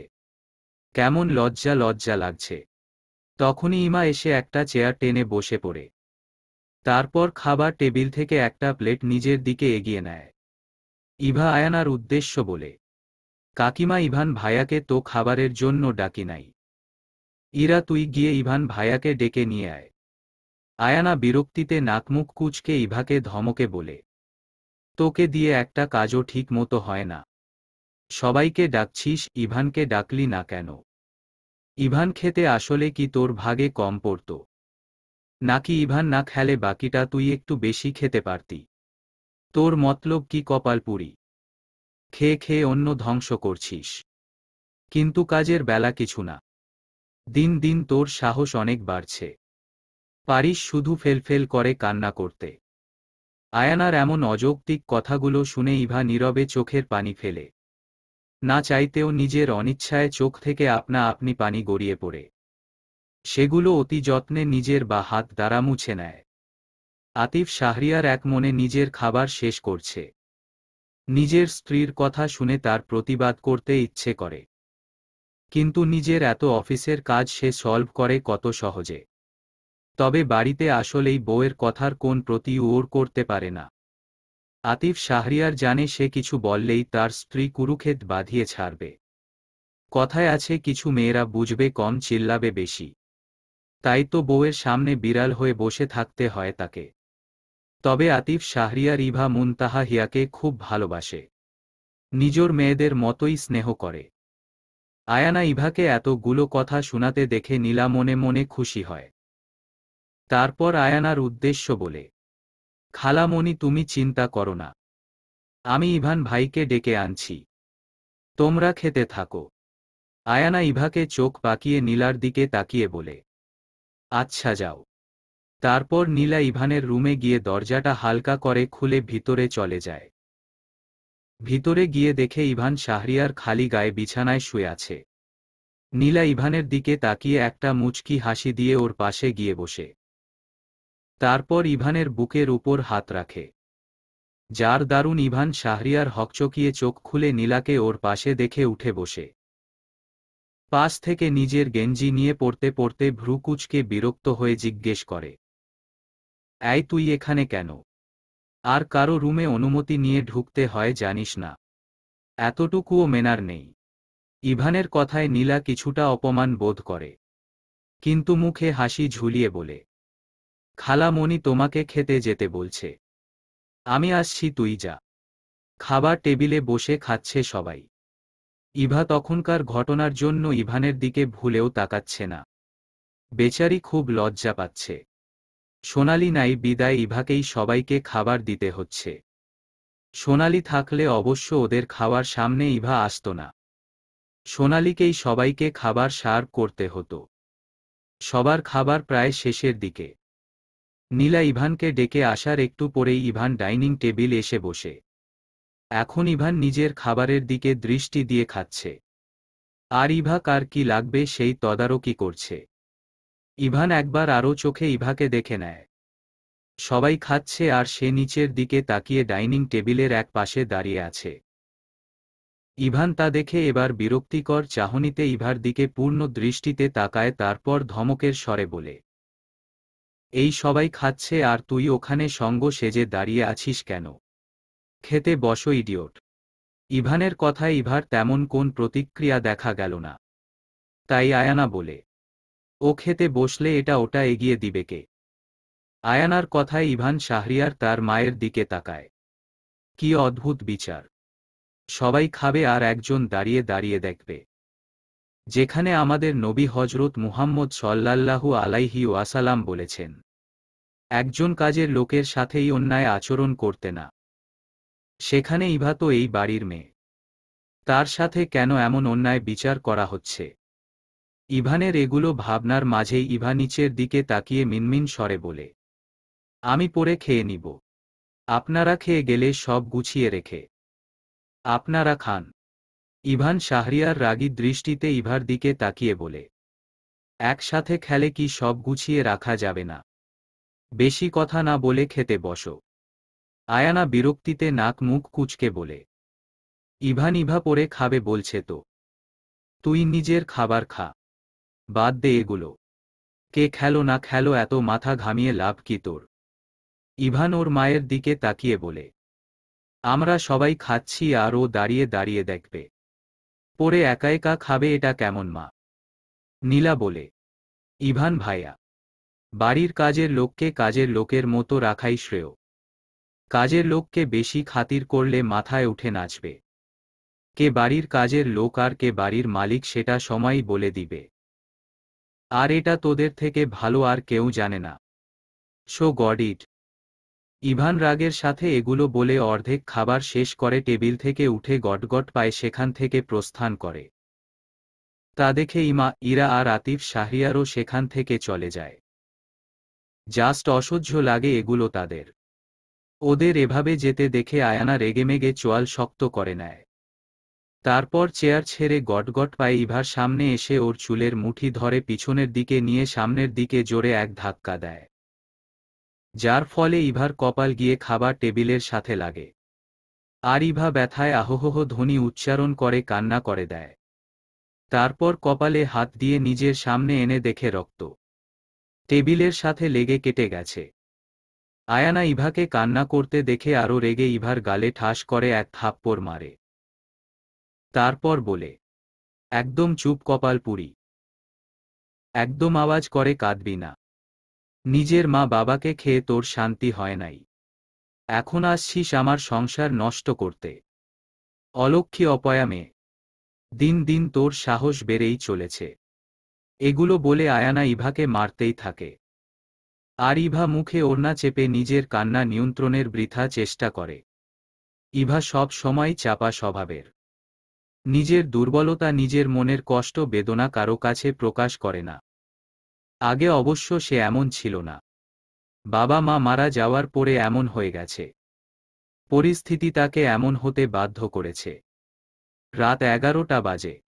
ইভার চোখে ঘুম নেই। তখন আয়ানা মারার পরে ইভা সেখানেই পড়ে থাকে। তারপর আস্তে আস্তে উঠে নিজের রুমে এসে বিছানায় শুয়ে থাকে। তবে ব্যথার যন্ত্রণায় ছটফট করে মেয়েটা। মাইর খেয়ে পুরো শরীর ব্যথা হয়ে আছে ইভার। কিছুতেই ঘুম আসছে না। প্রচণ্ড ব্যথা করছে শরীর জুড়ে। সত্যি পৃথিবীর নিয়ম মনে হয় এটাই। কার সাথে কি হয় কেউই জানে না। অঝরে শ্রাবণ ধারার মতো ইভার চোখ থেকে অজস্র অশ্রুকণা গড়িয়ে পড়ছে। মা বাবা মারা যাওয়ার পরে আর এমন কি এর থেকেও বেশি মার 2-1 দিন পর পরই খায় সে। মেয়েটা তার মা বাবার উদ্দেশ্য একাই বিড়বিড় করে বলে, তোমরা চলে গিয়ে আমাকে কেন রেখে গেলে? এ সমাজ তো এতিমদের বড্ড কষ্ট দেয়।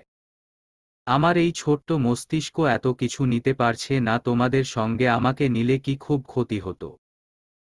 জানো মা, আমার খুব কষ্ট হয় কাকিমা যখন মারে। একটু আদর করলে কি এমন ক্ষতি হবে তাদের বলতে পারো বাবা? আবার কাকিমা বলে আমি নাকি অপয়া অলক্ষী। এগুলো বলে ইভা কোন আওয়াজ ছাড়া কান্না করতে করতে হেঁচকি তুলে ফেলে। একটা মানুষ যখন খুব কষ্টে থাকে তখনই তার মৃত্যুর কথা মনে পড়ে। নিজে সেই মৃত্যুকে সাদরে গ্রহণ করতে চায়। ইভার এই ভাবনার মাঝেই হঠাৎ ইভা শুনতে পায় গিটারের সুরের আওয়াজ। ইভানের রুম থেকেই এই আওয়াজ আসছে। বেশি জোরে না। মাই ইভান সুর তুলছে। কি মোহনীয় সেই কণ্ঠ! অদ্ভুত শিহরণ ভয় যায় শরীরের শিরা উপশিরায়। মুহূর্তেই ইভার মন ভালো হয়ে যায়। ইভান গান বলছে, মুসিয়াল নট এলোমেলো ইচ্ছে যত, মুসিয়াল নট। ভালোবেসেছি তারই মতো। ডুবে আছি আজও তোরি প্রেমে। মুসিয়াল নট জীবন সঁপেছি তোরি নামে। মুসিয়াল নট। মুসিয়াল নট একই সাথে পথচলা মুসিয়াল নট। কত কথা ছিল বলার, সবই যেন আজ স্মৃতি হল। মুসিয়াল নট জানি না এ কোন রাত এলো। মুসিয়াল নট। মুসিয়াল নট জ্বলছে হৃদয়ে উড়ছে সময় মুসিয়াল নট। তুই কেন থাকিস বল তবু দূরে। সবই ভুলে আয়না চলে। মুসিয়াল নট বাঁধব প্রেমেরই বাহুডোরে। মুসিয়াল নট। গান শুনতে শুনতে ইভার মনে অন্য রকম এক প্রশান্তিতে ছেয়ে গেল। কখন যে ঘুমিয়ে গেছে ইভা তা সে নিজেও জানে না। ইভান যে এত ভালো গান করে হয়তো বাড়ির কেউই জানে না। কারণ ইভান কখনোই বাড়িতে গান করে নাই। ইভা এখন গভীর ঘুমে আচ্ছন্ন। অবশ্য বাড়ির সবাই ইভানের গান গাওয়ার আগেই গভীর ঘুমে আচ্ছন্ন হয়ে গেছে। শুধু জেগে ছিল ইভান আর ইভা। ইভান জেগে ছিল নিজের হৃদয়ের রক্তক্ষরণ নিয়ে। আর ইভা তার শরীরের এমন অসহ্য ব্যথার জন্য। হঠাৎ ইভা ঘুমের মধ্যে উপলব্ধি করল কপালের কাটা স্থানে কেউ মেডিসিন লাগাচ্ছে, তাও আবার অতি যত্নে। কিন্তু ইভা বেঘোরে ঘুমাচ্ছে। ওর চোখ চাইলেও খুলে দেখার ইচ্ছে হচ্ছে না।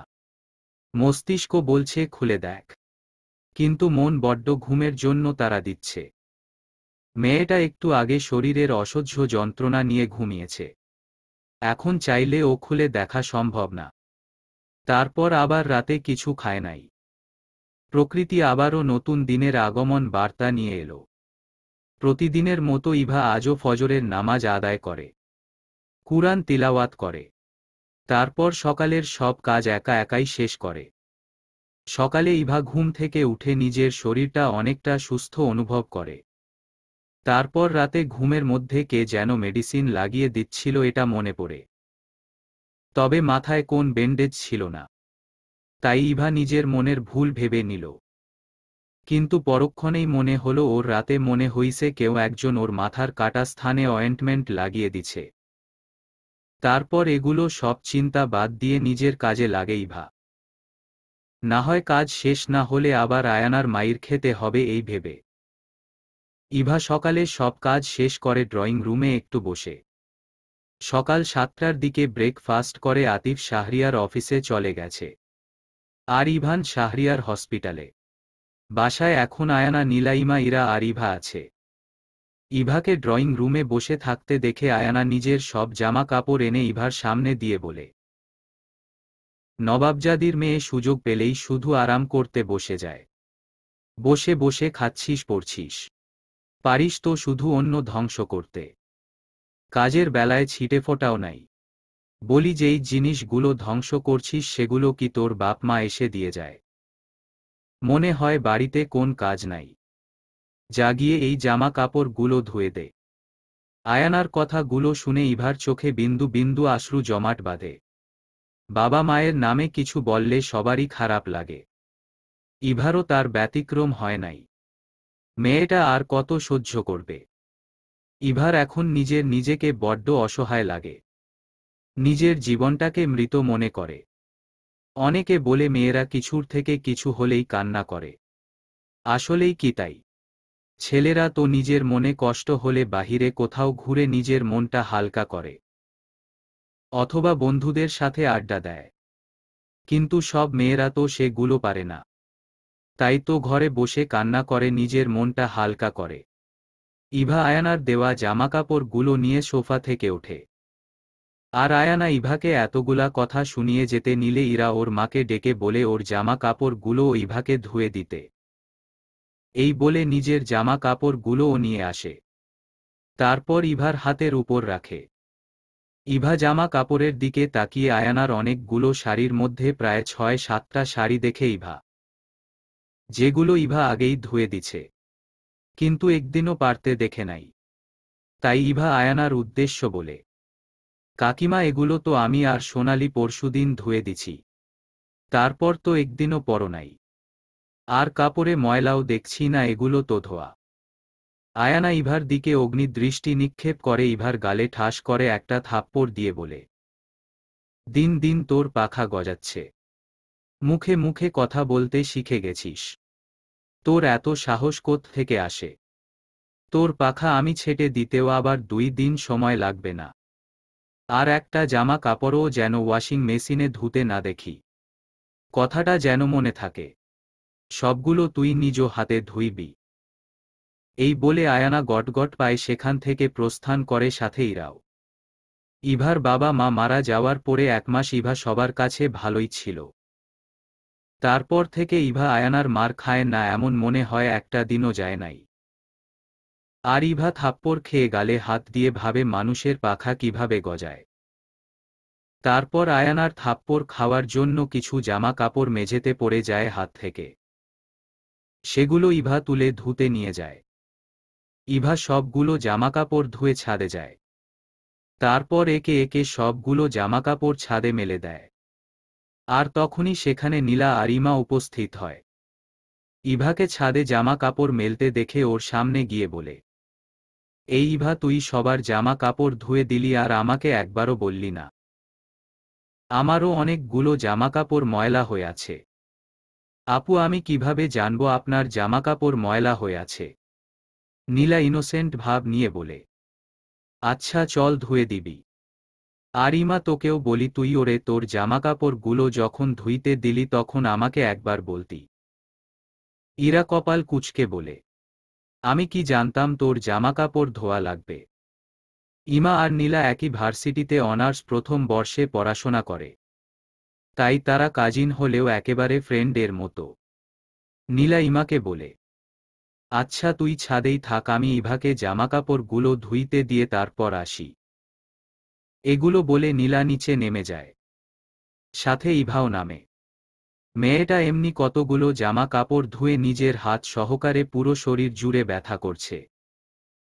তার উপর আবার কালকে রাতে আয়ানা ইভাকে যেভাবে মারছে।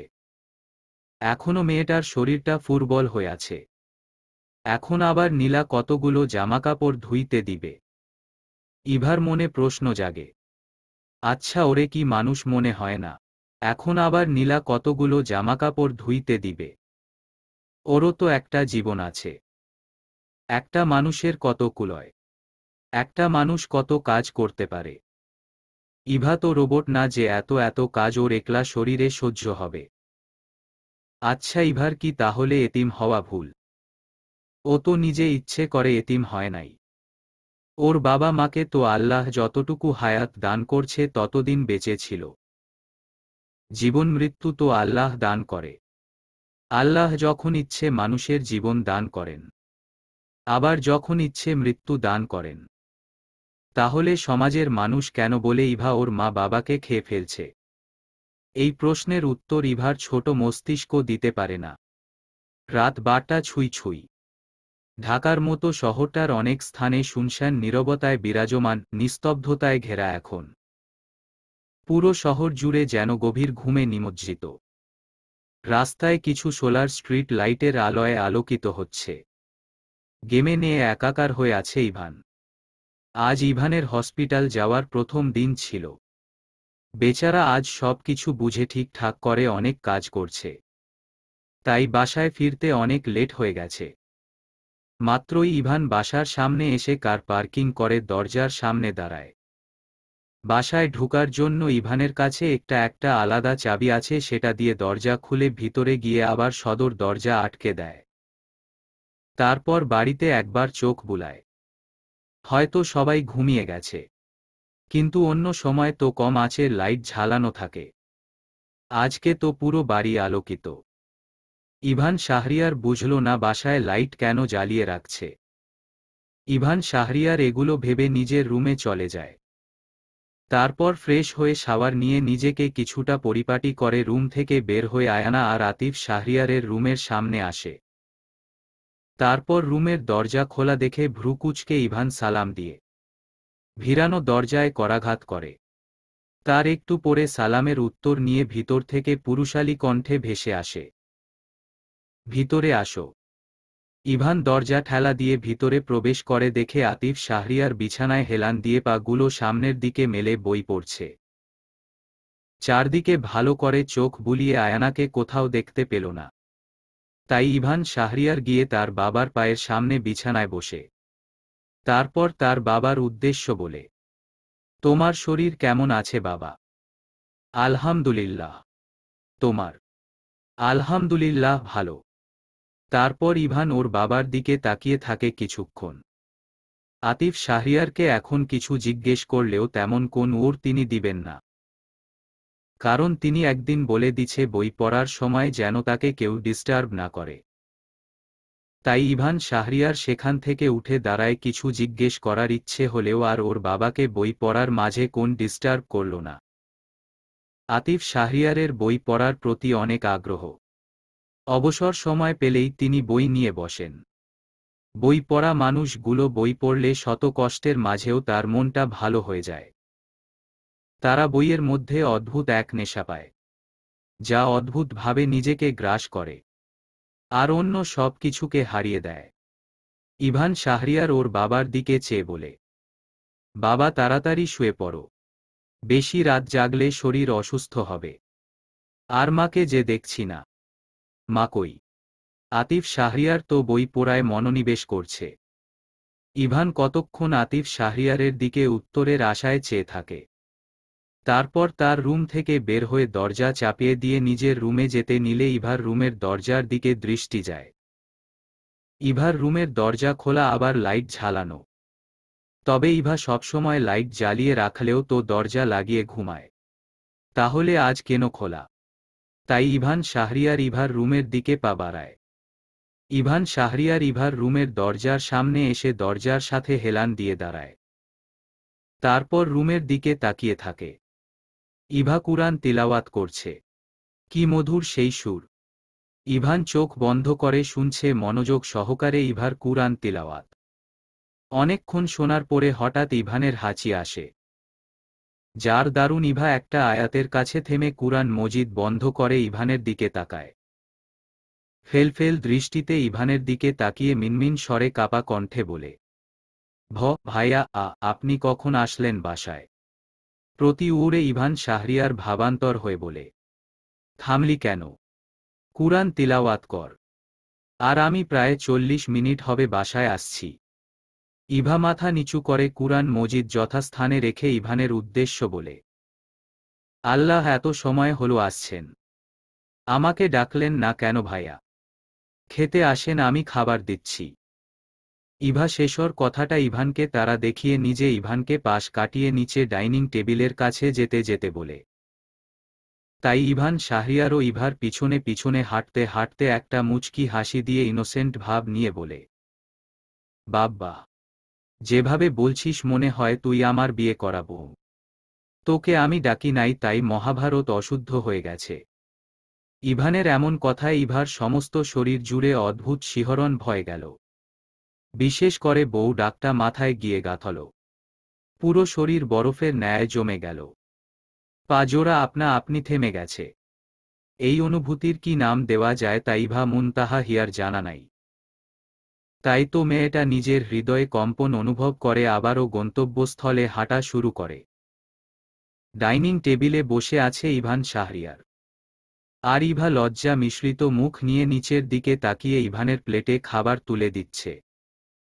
কি লজ্জাই না পাচ্ছে ইভা! একেবারে লজ্জায় লাল নীল হলুদ গোলাপি সব হচ্ছে। ইভান শাহরিয়ার আসার পর থেকে মেয়েটা কোন না কোন কিছু নিয়ে লজ্জা পাচ্ছে তো পাচ্ছেই। কি একটা অবস্থা! তাও আবার ইভানের সামনেই লজ্জা পেতে হচ্ছে। এই দুঃখ ইভা কই রাখবে? এই দুঃখে কি ইভার কচু গাছের সাথে ফাঁসি দেওয়া উচিত? ইভা নিচের দিকে তাকিয়ে খাবার দিচ্ছে আর ইভান শাহরিয়ার তা এক দৃষ্টিতে পরোক্ষ করছে। এই মেয়েটার মধ্যে কেমন যেন অদ্ভুত কিছু আছে, যা ইভানকে তাকিয়ে থাকতে বাধ্য করে। ইভান শাহরিয়ার তো অন্য কোন মেয়ের দিকে এভাবে তাকায় না। তাহলে ইভার দিকে কেন তাকিয়ে থাকে? ইভার বদনখানিতে কেমন যেন অদ্ভুত এক মায়া আছে, যা ইভানকে তাকিয়ে থাকতে বাধ্য করে। ইভাকে লজ্জা পেতে দেখে ইভান শাহরিয়ার বাঁকা হাসি দিয়ে ইভার উদ্দেশ্য বলে, তুই খাইছিস ইভা? না ভাইয়া, আমি পরে খাবো, আপনি খান। ইভান শাহরিয়ার নিচের দিকে তাকিয়ে খেতে খেতে বলে, মা, ইরা ওরা কই? নীলা আপুদের বাসায় গেছে।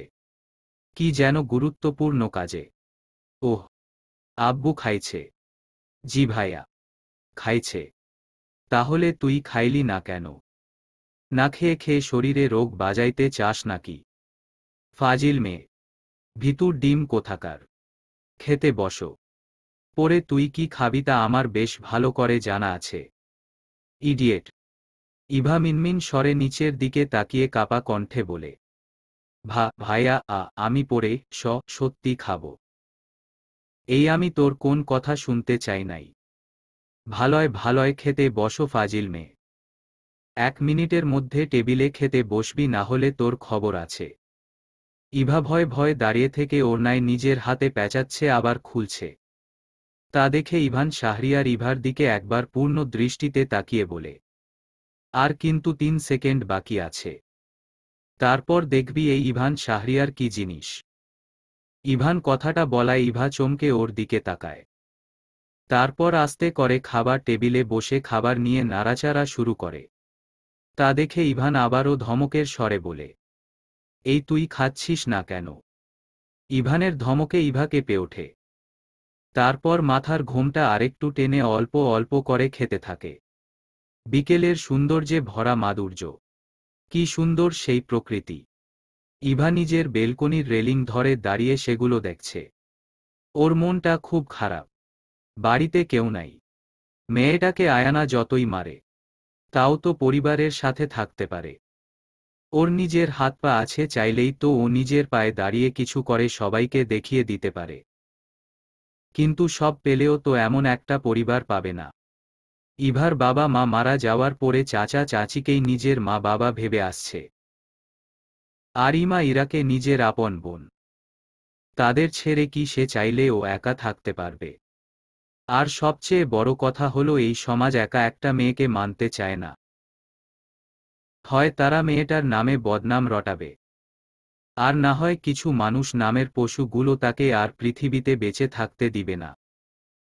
তার নামে কলঙ্ক লেপ্টে দিবে তারা, যার দারুণ আর তার এই সুন্দর পৃথিবীর বুকে বেঁচে থাকা হবে না। এই সমাজে তো একা একটা মেয়ে বাসা ভাড়াও থাকতে পারে না। তাহলেই লোকের কানাঘুষা শুরু। কি অদ্ভুত এই প্রকৃতির নিয়ম!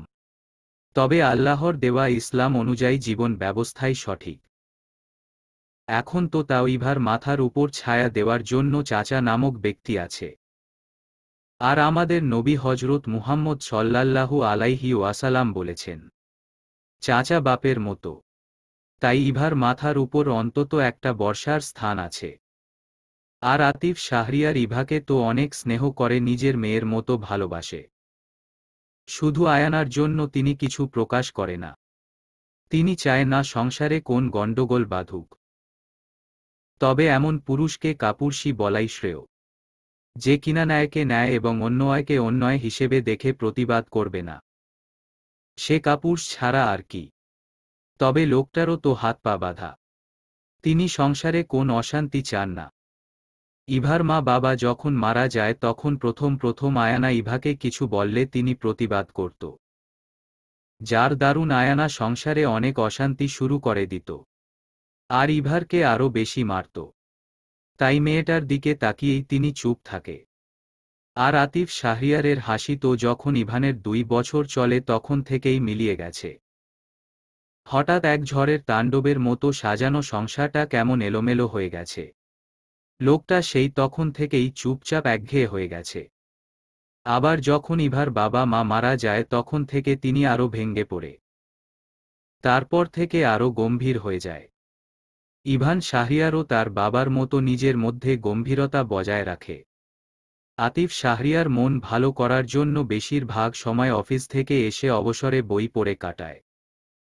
বইকেই তিনি সুখ দুঃখের সাথী করে নেয়। কি অদ্ভুত পৃথিবীর মায়া!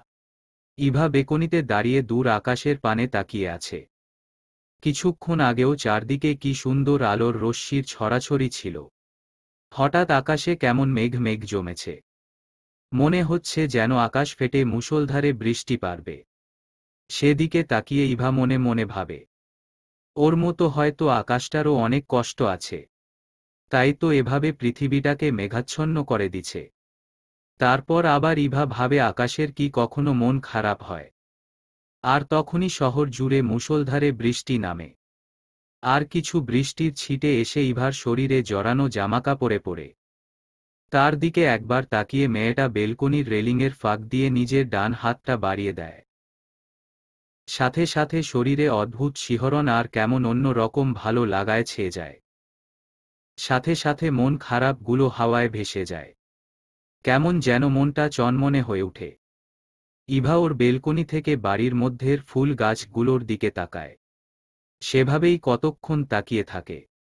বৃষ্টির পানির ছিটে এসে এখন ইভার শরীরে থাকা সাদা 3 পিসের অনেক অংশই ভিজিয়ে দিচ্ছ। নাকে মুখেও অনেক পানির ছিটে এসে তা এখন মুক্তোর মতো দেখতে লাগছে। বাড়িয়ে দেওয়া ডান হাতটাতেও বৃষ্টির পানিগুলো মুক্তোর মতো ঝরছে। খোলা চুলগুলো উড়ে এসে নাকে মুখে পড়ছে। আবার সেগুলো পিছনের দিকে চলে যাচ্ছে। কি মোহনীয় লাগছে মেয়েটাকে! এরূপে যেন কোন কমতি নেই ইভার। হঠাৎ মেয়েটার মনে ইচ্ছে জাগল বৃষ্টিতে ভেজার। সেই কবে ইভার মা বাবা মারা যাওয়ার আগে বৃষ্টিতে ভিজছে তা মেয়েটার মনেও পড়ে না। মা বাবা বেঁচে থাকার দিনগুলোই ছিল ইভার জন্য অন্য রকম। এখন তো মেয়েটা কাজ করেই পাচ্ছে না দিশা, তারপর আবার এমন মুহূর্ত কিভাবে কাটাবে। তবে আজ যেহেতু সুযোগ এসেছে তাই ইভা মুনতাহা হিয়া হাতছাড়া করতে চায় না। তাই তো মেয়েটা আর এক মুহূর্তও দেরি না করে রুম থেকে বের হয়। ওর বেলকনির পাশ থেকে যেই ফুলগুলো দেখা যায় সেগুলোর কাছে চলে যায়। প্রায় ৩০ মিনিট একাধারে ইভা বৃষ্টিতে ভিজে। এখন মেয়েটি ফুলের মুগ্ধতার মাঝে ২ হাত মেলে ঘুরতে থাকে। এখন আর আগের মতো মুষলধারে বৃষ্টি নাই। এখন তো ইলশেগুড়ি মানে ঝিরিঝিরি বৃষ্টি পড়ছে। বৃষ্টির আওয়াজটাও যেন অন্য রকম অনুভূতি যোগায়। আর টিনের চালের উপর যখন মুষলধারে বৃষ্টির টুপটাপ ফোঁটা এসে পড়ে তখন সেই আওয়াজটাও যেন শুনতে ভালো লাগে। তবে এই বৃষ্টি কারো জন্য মণিমুগ্ধকর বা রোমাঞ্চকর, আর কারো জন্য হয় বেঁচে থাকার না হয় মৃত্যুর কারণ। ইভান শাহরিয়ার হসপিটাল থেকে একটা অটোরিকশা নিয়ে বাড়ির সামনে চলে আসে। আজকে ইভান নিজের কার নিয়ে হসপিটালে যায় নাই। অটোর ভাড়া মিটিয়ে সে মেন গেট ঠেলে হস্তদন্ত হয়ে বাড়ি ভিতরে প্রবেশ করে। ঝিরিঝিরি বৃষ্টির কারণে ইভান তাড়াতাড়ি করে সদর দরজার সামনে যেতে নেয়। যেতে যেতেই হঠাৎ ছেলেটা আচমকা থমকে দাঁড়ায়। ইভার উপর ওর দৃষ্টি স্থির হয়ে যায়। কি মোহনীয় লাগছে মেয়েটাকে! বড্ড বেশি সুন্দর লাগছে ফুলগুলোর মাঝে ইভাকে। বৃষ্টিতে ভেজার কারণে সাদা জামাটা শরীরের সাথে লেপ্টে ইভার শরীরের অনেকটা অংশই দৃশ্যমান হয়ে আছে। বাচ্চাদের মতো মেয়েটা কেমন লাফাচ্ছে ঘুরছে। কি সুন্দর সেই দৃশ্য! ইভান শাহরিয়ার সেদিকে অদ্ভুত দৃষ্টিতে তাকিয়ে আছে। চাইলেও যেন নিজের চোখ জোড়া সরাতে পারছে না। ইভানের মাঝে মধ্যে মনে হয় ইভার মধ্যে কেমন অন্য রকম এক কারিশমা আছে, যা ইভার দিকে ইভানকে খুব করে টানে।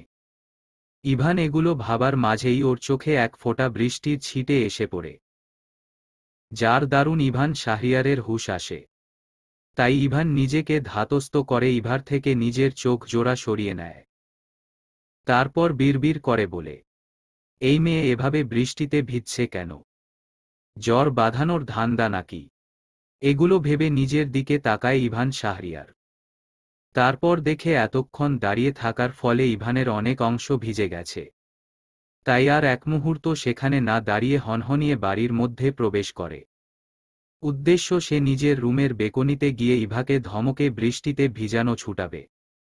কিন্তু ইভাও তখনই চলে আসে ড্রয়িং রুমের সদর দরজার সামনে। আর ইভান তখন সিঁড়ির কাছে। হঠাৎ ইভা সেখানে দাঁড়িয়ে জোরে এক হাঁচি দেয়। হাঁচির শব্দে ইভান পিছনে ঘুরে তাকিয়ে ইভাকে দেখে ফেলফেল করে তাকিয়ে থাকে। ইভাও হাঁচি দিয়ে সামনের দিকে তাকিয়ে ভূত দেখার মতো চমকে উঠে। ইভা তো মনে করছে বাসায় এখনো কেউ আসে নাই। আতিফ শাহরিয়ার তো আসবে সন্ধ্যা ৭টায়। আর ইভানের তো রাতে আসার কথা। কিন্তু এই মুহূর্তে মেয়েটা ইভানকে দেখে কি প্রতিক্রিয়া দিবে ভেবে পাচ্ছে না। ইভা নিজের দিকে একবার তাকায় আর ইভানের দিকে একবার তাকায়। কেমন একটা লজ্জাকর অবস্থা। সব সময় এই ইভানের সামনেই কেন এমন পরিস্থিতিতে পড়তে হয় তা ইভার মাথায় ধরে না। মেয়েটাও ইভানের দিকে ফেলফেল দৃষ্টিতে তাকায়। এবার ইভানের মেজাজ বিগড়ে যায়। ইভার শরীরের সাথে জামাকাপড় এমন লেপ্টে থাকায় ইভান তখন সেখান থেকে চলে আসে। কিন্তু ইভা আবার সেই একই অবস্থায় ওর সামনে উপস্থিত। তাই ইভান শাহরিয়ার তার মেজাজ তুরঙ্গে উঠিয়ে হিসহিসিয়ে কিছু বলতে নিবে। অমনি ইভা ইভানকে পাশ কাটিয়ে দৌড়ে ওর সামনে দিয়ে নিজের রুমে চলে যায়।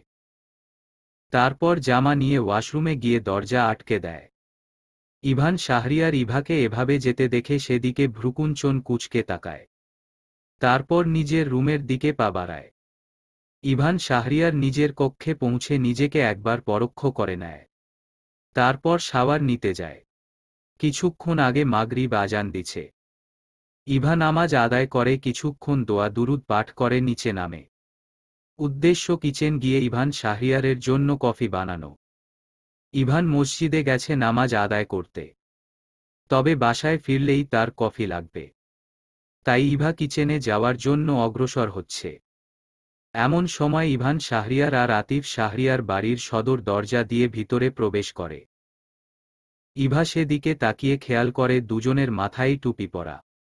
ইভান তো নামাজ আদায় করতেই গেছে, আর আতিফ শাহরিয়ার হয়তো অফিস থেকে আসার সময় নামাজ আদায় করে আসছে। আতিফ শাহরিয়ার ইভার সামনে আসতেই ইভা আতিফকে সালাম দেয়। সাথে সাথে আতিফও তার ওর নিয়ে বলে, মা আজ তোর বাসায় একা একা থাকতে কোন প্রবলেম হয় নাই তো? ইভা নিচু কণ্ঠে বলে, না চাচ্ছু, কোন সমস্যা হয় নাই। ইভার কথা শুনে আতিফ শাহরিয়ার ইভার মাথায় হাত বুলিয়ে ফ্রেশ হওয়ার জন্য নিজের রুমে চলে যায়। ইভা কি আসলেই একা একা ভালো ছিল? বাসায় মোটেই না। সারাদিন ওর মা বাবাকে খুব করে মনে পড়েছে। একা একা নিজের কাছে অস্থির অস্থির লাগছে। ইভান এতক্ষণ ওদের দিকে তাকিয়েছিল। এখন সে ড্রয়িং রুমের সোফায় গিয়ে বসে। তারপর সোফার সামনের নিচু টেবিল থেকে হাতে একটা খবরের কাগজ নিয়ে পড়া শুরু করে। ইভা একবার সেদিকে তাকিয়ে কিচেনে চলে যায়। ইভা কিচেনে গিয়ে কফি বানিয়ে ড্রয়িং রুমে পদার্পণ করে। ট্রে থেকে কফির কাপ সহ প্লেট ওর সামনে রাখে। ইভান একবার কফির কাপের দিকে তাকিয়ে নিজের দৃষ্টি ইভার দিকে স্থির করে। এতক্ষণ ইভা এই সুদর্শন যুবক ইভান শাহরিয়ারকেই পরোক্ষ করছিল, কিন্তু এখন ইভানকে ওর দিকে তাকাতে দেখে এলোমেলো দৃষ্টি নিক্ষেপ করে ইভা। তা দেখে ইভান শাহরিয়ার ইভাকে একবার পূর্ণ দৃষ্টিতে পরোক্ষ করে একটা বাঁকা হাসি দিয়ে ব্ল্যাক কফির কাপ নিজের হাতে নিয়ে তৃপ্তির সাথে কাপে চুমুক দেয়। আর তখনই আতিফ শাহরিয়ারকে নিচে নামতে দেখা যায়। আতিফ শাহরিয়ার এসে ইভানের বসার অপর প্রান্তে বসে। তা দেখে ইভা চায়ের কাপ আতিফ শাহরিয়ারের দিকে এগিয়ে দেয়। আতিফ শাহরিয়ার তা সাদরে গ্রহণ করে। হঠাৎ আবার তখনের মতো ইভার হাঁচি আসে। সাথে সাথে ইভা হাঁচি দিয়ে দেয়। তা দেখে ইভান আরও চোখে ইভার দিকে একবার তাকিয়ে কফি খাওয়া ও খবরের কাগজ পড়ায় মনোনিবেশ করে। এখন তেমন মুষলধারে বৃষ্টি নাই।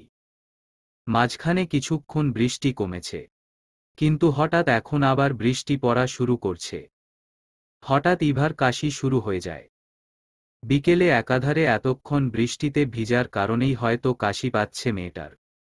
ইভাকে কাশতে দেখে আতিফ শাহরিয়ার ইভার দিকে চেয়ে বলে, কিরে মা, ঠান্ডা লাগাইলি কেমনে? ইভা নিচের দিকে তাকিয়ে আছে। আতিফ শাহরিয়ারকে কি জবাব দিবে ভেবে পাচ্ছে না মেয়েটা। ইভা কিছু বলছে না দেখে আতিফ শাহরিয়ার চায়ের কাপে চুমুক দিয়ে ইভাকে আবার বলে, কি হলো ইভা, কিছু বলছিস না কেন? আতিফ শাহরিয়ারকে ইভা কি বলবে, তার মধ্যে আবার মেয়েটার কাশি শুরু হলো। ইভান এবার মাথা তুলে সেদিকে তাকিয়ে বলে, তোমার ভাইয়ের মেয়ে আজকে বৃষ্টিতে ভিজছে, যার ফলে এখন সমানে হাঁচি কাশি দিয়ে চলছে। ইভারে আবার বৃষ্টি আদর করে হাঁচি কাশি ফ্রি দিছে। তবে বৃষ্টি রাতে আরও ভালোবেসে জ্বরও দিতে পারে, বুঝলে বাবা। ইভানের কথায় ইভা চোখ বড় বড় করে ইভানের দিকে তাকায়। আর আতিফ শাহরিয়ার ফেল দৃষ্টিতে নিজের ছেলেকে দেখে।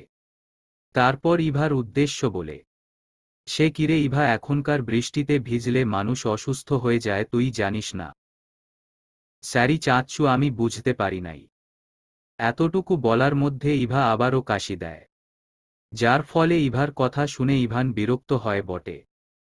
তারপর ইভার দিকে রাগী দৃষ্টিতে তাকিয়ে তেতে উঠে বলে, ফাজিল মেয়ে, তুই তো কিছুই বুঝতে পারিস না, ইডিয়ট। রাতে খাওয়ার পরে মেডিসিন খেয়ে শুবি, না হলে খবর আছে। ইভা মনে মনে নাক ছিটকাল। মেয়েটা মোটেই ঔষধ খেতে পারে না, তাই মনে মনে বিড়বিড় করে বলে, ডাক্তার সাহেবের বাড়িতেও ডাক্তারি শুরু হয়ে গেছে। নিস্তব্ধ রজনী, চারদিকটা আধারে ছেয়ে আছে। অন্ধকার আচ্ছন্ন রাত, নিরিবিলি শহর। অলিতে গলিতে ঘুরে বেড়ানো কিছু কুকুরের ঘেউ ঘেউ ডাক শোনা যাচ্ছে। রাত তখন 3টা বাজে। ইভা গভীর ঘুমে নিমজ্জিত। বাড়িতে শুধু ইভান শাহরিয়ার, ইভা মুনতাহা হিয়া আর আতিফ শাহরিয়ার থাকায় তেমন কোন কাজ নাই। তাই এশার নামাজ আদায় করে রাতের ডিনার শেষে ওরা সবাই ঘুমিয়েছেও তাড়াতাড়ি। পুরো বাড়িটা নিস্তব্ধতায় ঘেরা, শুনশান নীরবতায় ছেয়ে আছে। ইভা নিজের জন্য বরাদ্দ করা রুমে ঘুমিয়েছে। ওর রুমটাও নিস্তব্ধতায় ছেয়ে আছে। হঠাৎ বাহিরে কিছু পড়ার আওয়াজে ইভার ঘুম ছুটে যায়। ইভার ঘুম খুব সহজে ভাঙ্গে না। তবে আজ তাড়াতাড়ি ঘুমানোর জন্য হয়তো আওয়াজটা ওর কানে পৌঁছাল। মেয়েটা হকচকিয়ে উঠে নিজের রুমের চারদিকে চোখ বুলায়। মাথাটা খুব পেইন করছে ওর। হয়তো বিকেলে বৃষ্টিতে ভিজার কারণে। তবে রাতে খাবারের পরে ইভান শাহরিয়ার ইভাকে জ্বর আর ঠান্ডার ঔষধ জোর করে ধমকে খাওয়াইছে। তাই হয়তো জ্বর উঠে নাই। ইভাও ইভানের ধমক শুনে ভয়ে ঔষধ খেয়ে নেয়। ইভা নিজের বিছানা থেকে নেমে দরজার সামনে গিয়ে দরজা খুলে দেয়। উপরের রুমের দরজার সামনে থেকে দাঁড়ালে নিচের সব কিছুই অনেকটা স্পষ্ট দেখা যায়। ড্রয়িং রুম আর ডাইনিং রুমে তখন অল্প আলোর লাইট ঝালানো ছিল। ইভা নিজের দৃষ্টি চারদিকে বুলিয়ে আটকে উঠে। কোন এক মুখোশ পরিহিত লোকের ছায়া দেখা যাচ্ছে। এটা দেখে ইভার পুরো শরীর জুড়ে কঁপনি শুরু হয়ে যায়। তবুও মেয়েটা নিজেকে সামলে কাপা কাপা কণ্ঠে শুধালো, কে ওখানে? মুখোশ পরিহিত লোকটি চারদিকে চোখ বুলোচ্ছিল। হঠাৎ কোন মেয়ের কণ্ঠ শুনে মুখোশ পরিহিত লোকটি সেদিকে গভীর দৃষ্টিতে তাকায়। ততক্ষণে ইভা নিচে চলে আসে। তারপর বলে, এই আপনি কে? কথাটা ইভা জোরেই বলে যার দারুণ মুখোশ পরিহিত লোকটি এসে পিছন থেকে ইভার মুখ চেপে ধরে। অমনি মেয়েটা ভয়ে জ্ঞান হারিয়ে মেঝেতে পড়ে যায়। কিছু পড়ার আওয়াজ পেয়ে ইভান শাহরিয়ার নিজেদের রুমের লাইট জ্বালায়। মুখোশ পরিহিত লোকটি সেদিকে তাকিয়ে একবার ইভাকে পরোক্ষ করে। সেখান থেকে কেটে পড়ে। ইভান ঘুম ঘুম চোখে নিজের রুম থেকে বের হয়ে রেলিং ধরে নিচে তাকায়। অমনি ইভাকে মেঝেতে পড়ে থাকতে দেখে। ইভান শাহরিয়ার তাড়াতাড়ি সিঁড়ি বেয়ে নিচে নেমে আসে। তারপর ইভার সামনে হাঁটু গ্যারে বসে ইভার গালে আস্তে থাপ্পড় দিয়ে বলে, এই ইভা এখানে পড়ে আছিস কেন? কি হইছে তোর? কথা বলছিস না কেন? কিন্তু ইভার কোন রেসপন্স না পেয়ে ইভান তাড়াতাড়ি ডাইনিং টেবিলের জগ থেকে গ্লাসে করে পানি এনে ইভার চোখে মুখে দেয়। ততক্ষণে আতিফ শাহরিয়ারও সেখানে উপস্থিত হয়। ইভাকে এভাবে মেঝেতে পড়ে থাকতে দেখে তিনি ইভানকে শুধালো, কিরে ইভান, ইভা এভাবে মেঝেতে পড়ে আছে কেন? জানি না বাবা, আমি কিছু পড়ার আওয়াজে পেয়ে রুম থেকে বের হয়ে দেখি ও মেঝেতে পড়ে আছে। এটা শুনে আতিফ শাহরিয়ার নাকমুখ কুঁচকে বলে, ইভাকে ওর রুমে নিয়ে চল। আতিফ শাহরিয়ারের কথা শুনে ইভান শাহরিয়ার একবার ইভাকে পরোক্ষ করে নিজের কোলে তুলে ওর রুমে এনে বিছানায় শুইয়ে দেয়। চারদিকে ফজরের আজানের ধ্বনি শোনা যাচ্ছে। ফজরের আজান দেওয়ার সাথে সাথেই সব সময় ইভার ঘুম ছুটে যায়। ইভা ঘুম ঘুম চোখে পিটপিট করে নিজের আঁখি খুলে চারদিকে চোখ বুলিয়ে হকচকিয়ে উঠে বসে।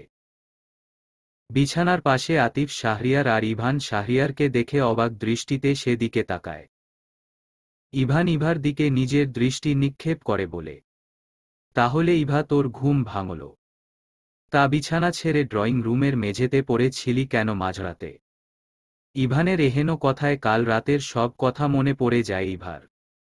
সাথে সাথে ওদের কাল রাতে ঘটা সব ঘটনা বলে। তা শুনে ইভান শাহরিয়ার বিরক্ত হয়ে বলে, কি আজগুবি কথা বার্তা বলছিস ইভা? তুই এমনি যা ভিতুর ডিম। কালকে বিকেলে বৃষ্টিতে ভিজে মাথার সব তার আওলা ঝাওলা করে ফেলছিস। আর এমনিতেও তো তুই রাতে সামান্য ঘরের আসবাবপত্রের ছায়া দেখলেও ভয় পাস। বাবা চলো, আজান দিছে, নামাজ আদায় করতে যেতে হবে। এমনিতেই এই ইডিয়টের জন্য ঘুমের 12টা বেজে গেছে। এই বলে ইভান শাহরিয়ার ইভার বিছানা থেকে উঠে দাঁড়ায়। সাথে আতিফ শাহরিয়ারও দাঁড়িয়ে ইভার উদ্দেশ্য বলে, ইভা সাবধানে থাকিস। আর ইমাকে নীলাদের বাড়িতে পাত্রপক্ষ দেখতে আসবে। তোর কাকি আমাকে আর ইভানকে সেখানে যেতে বলছে। বিকেলের মধ্যে চলে আসব। বাবা আমি যেতে পারবো না। হসপিটালে আমার অনেক কাজ আছে। তুমি চলে যেও। একজন ডাক্তারের রোগীর চিকিৎসার থেকে গুরুত্বপূর্ণ আর কিছু না। আর হ্যাঁ, ছেলের পিক আমার হোয়াটসঅ্যাপে পাঠিয়ে দিও।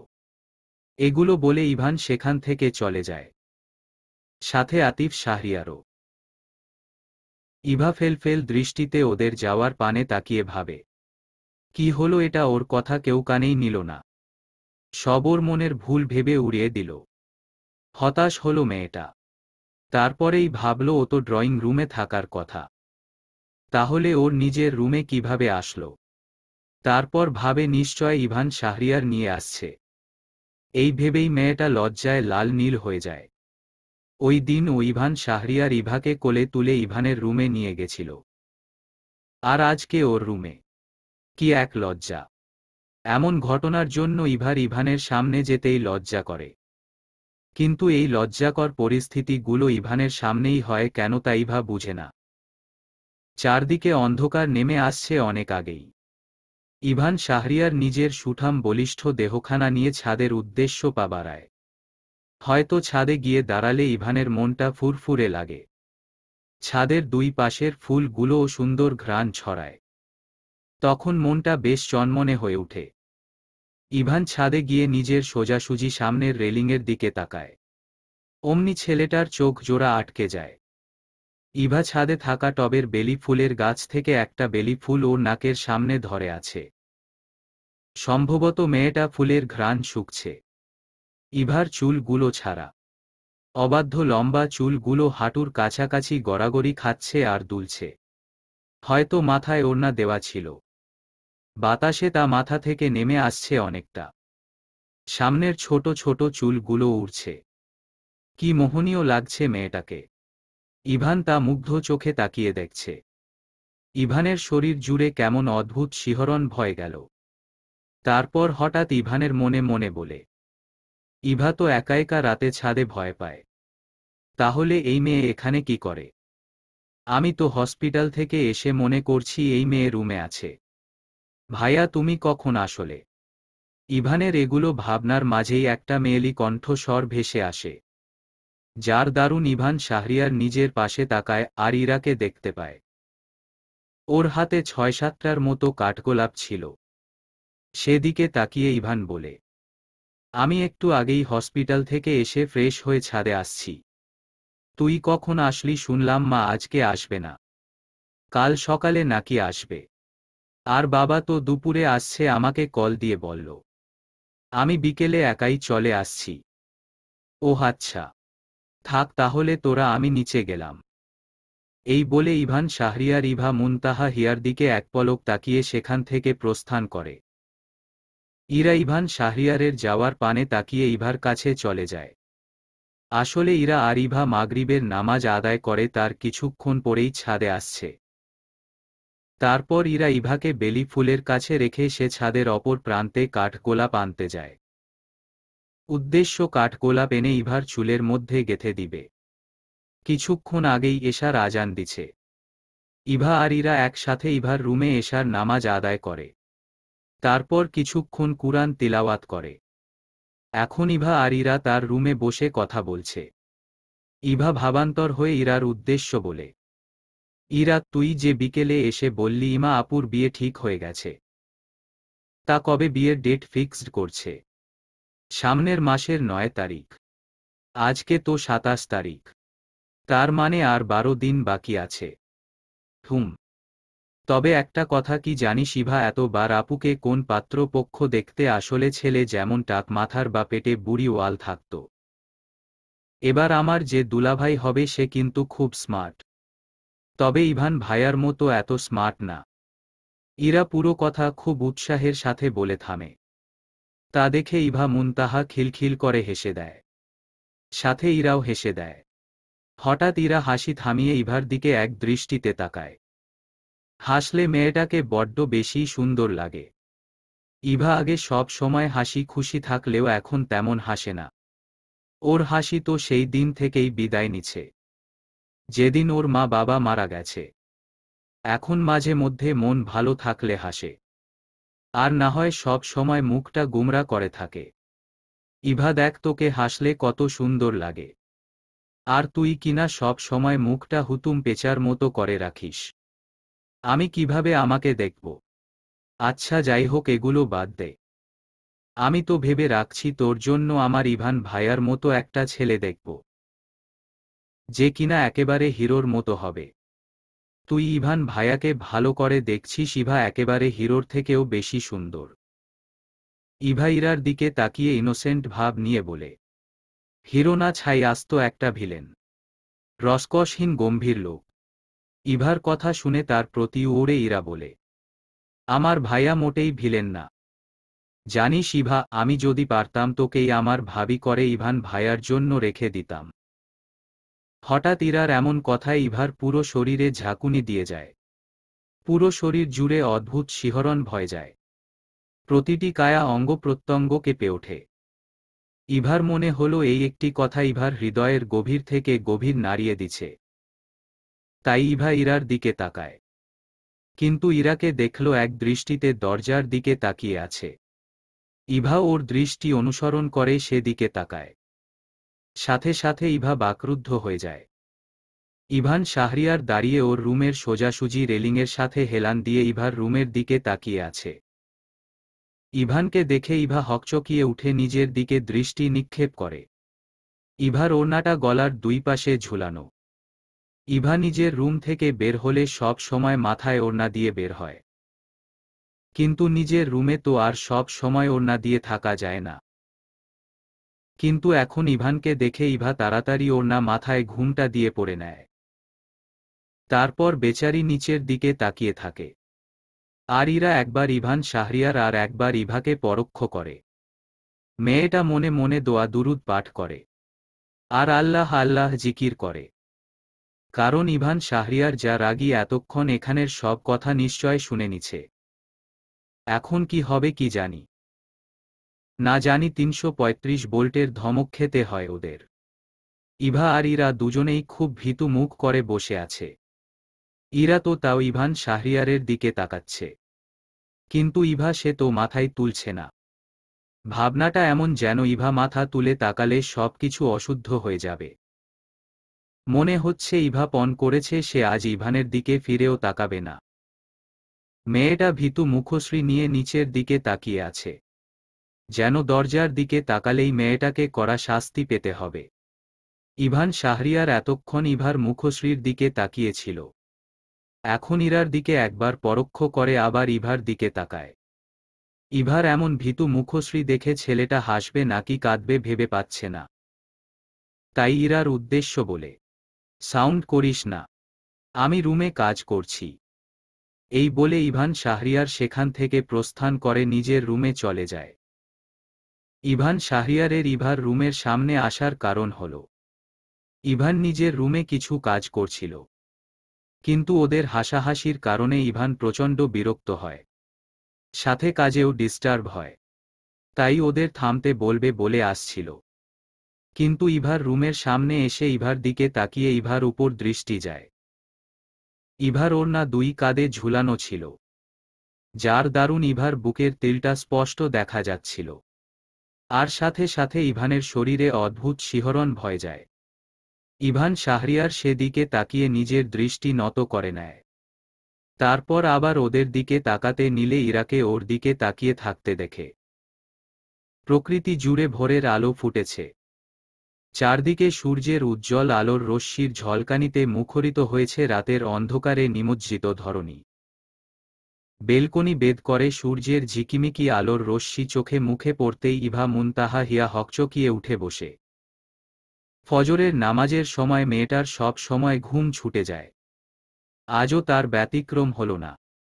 তবে আজ আর নামাজ আদায় করা লাগল না। পেটে খুব পেইন হচ্ছিল।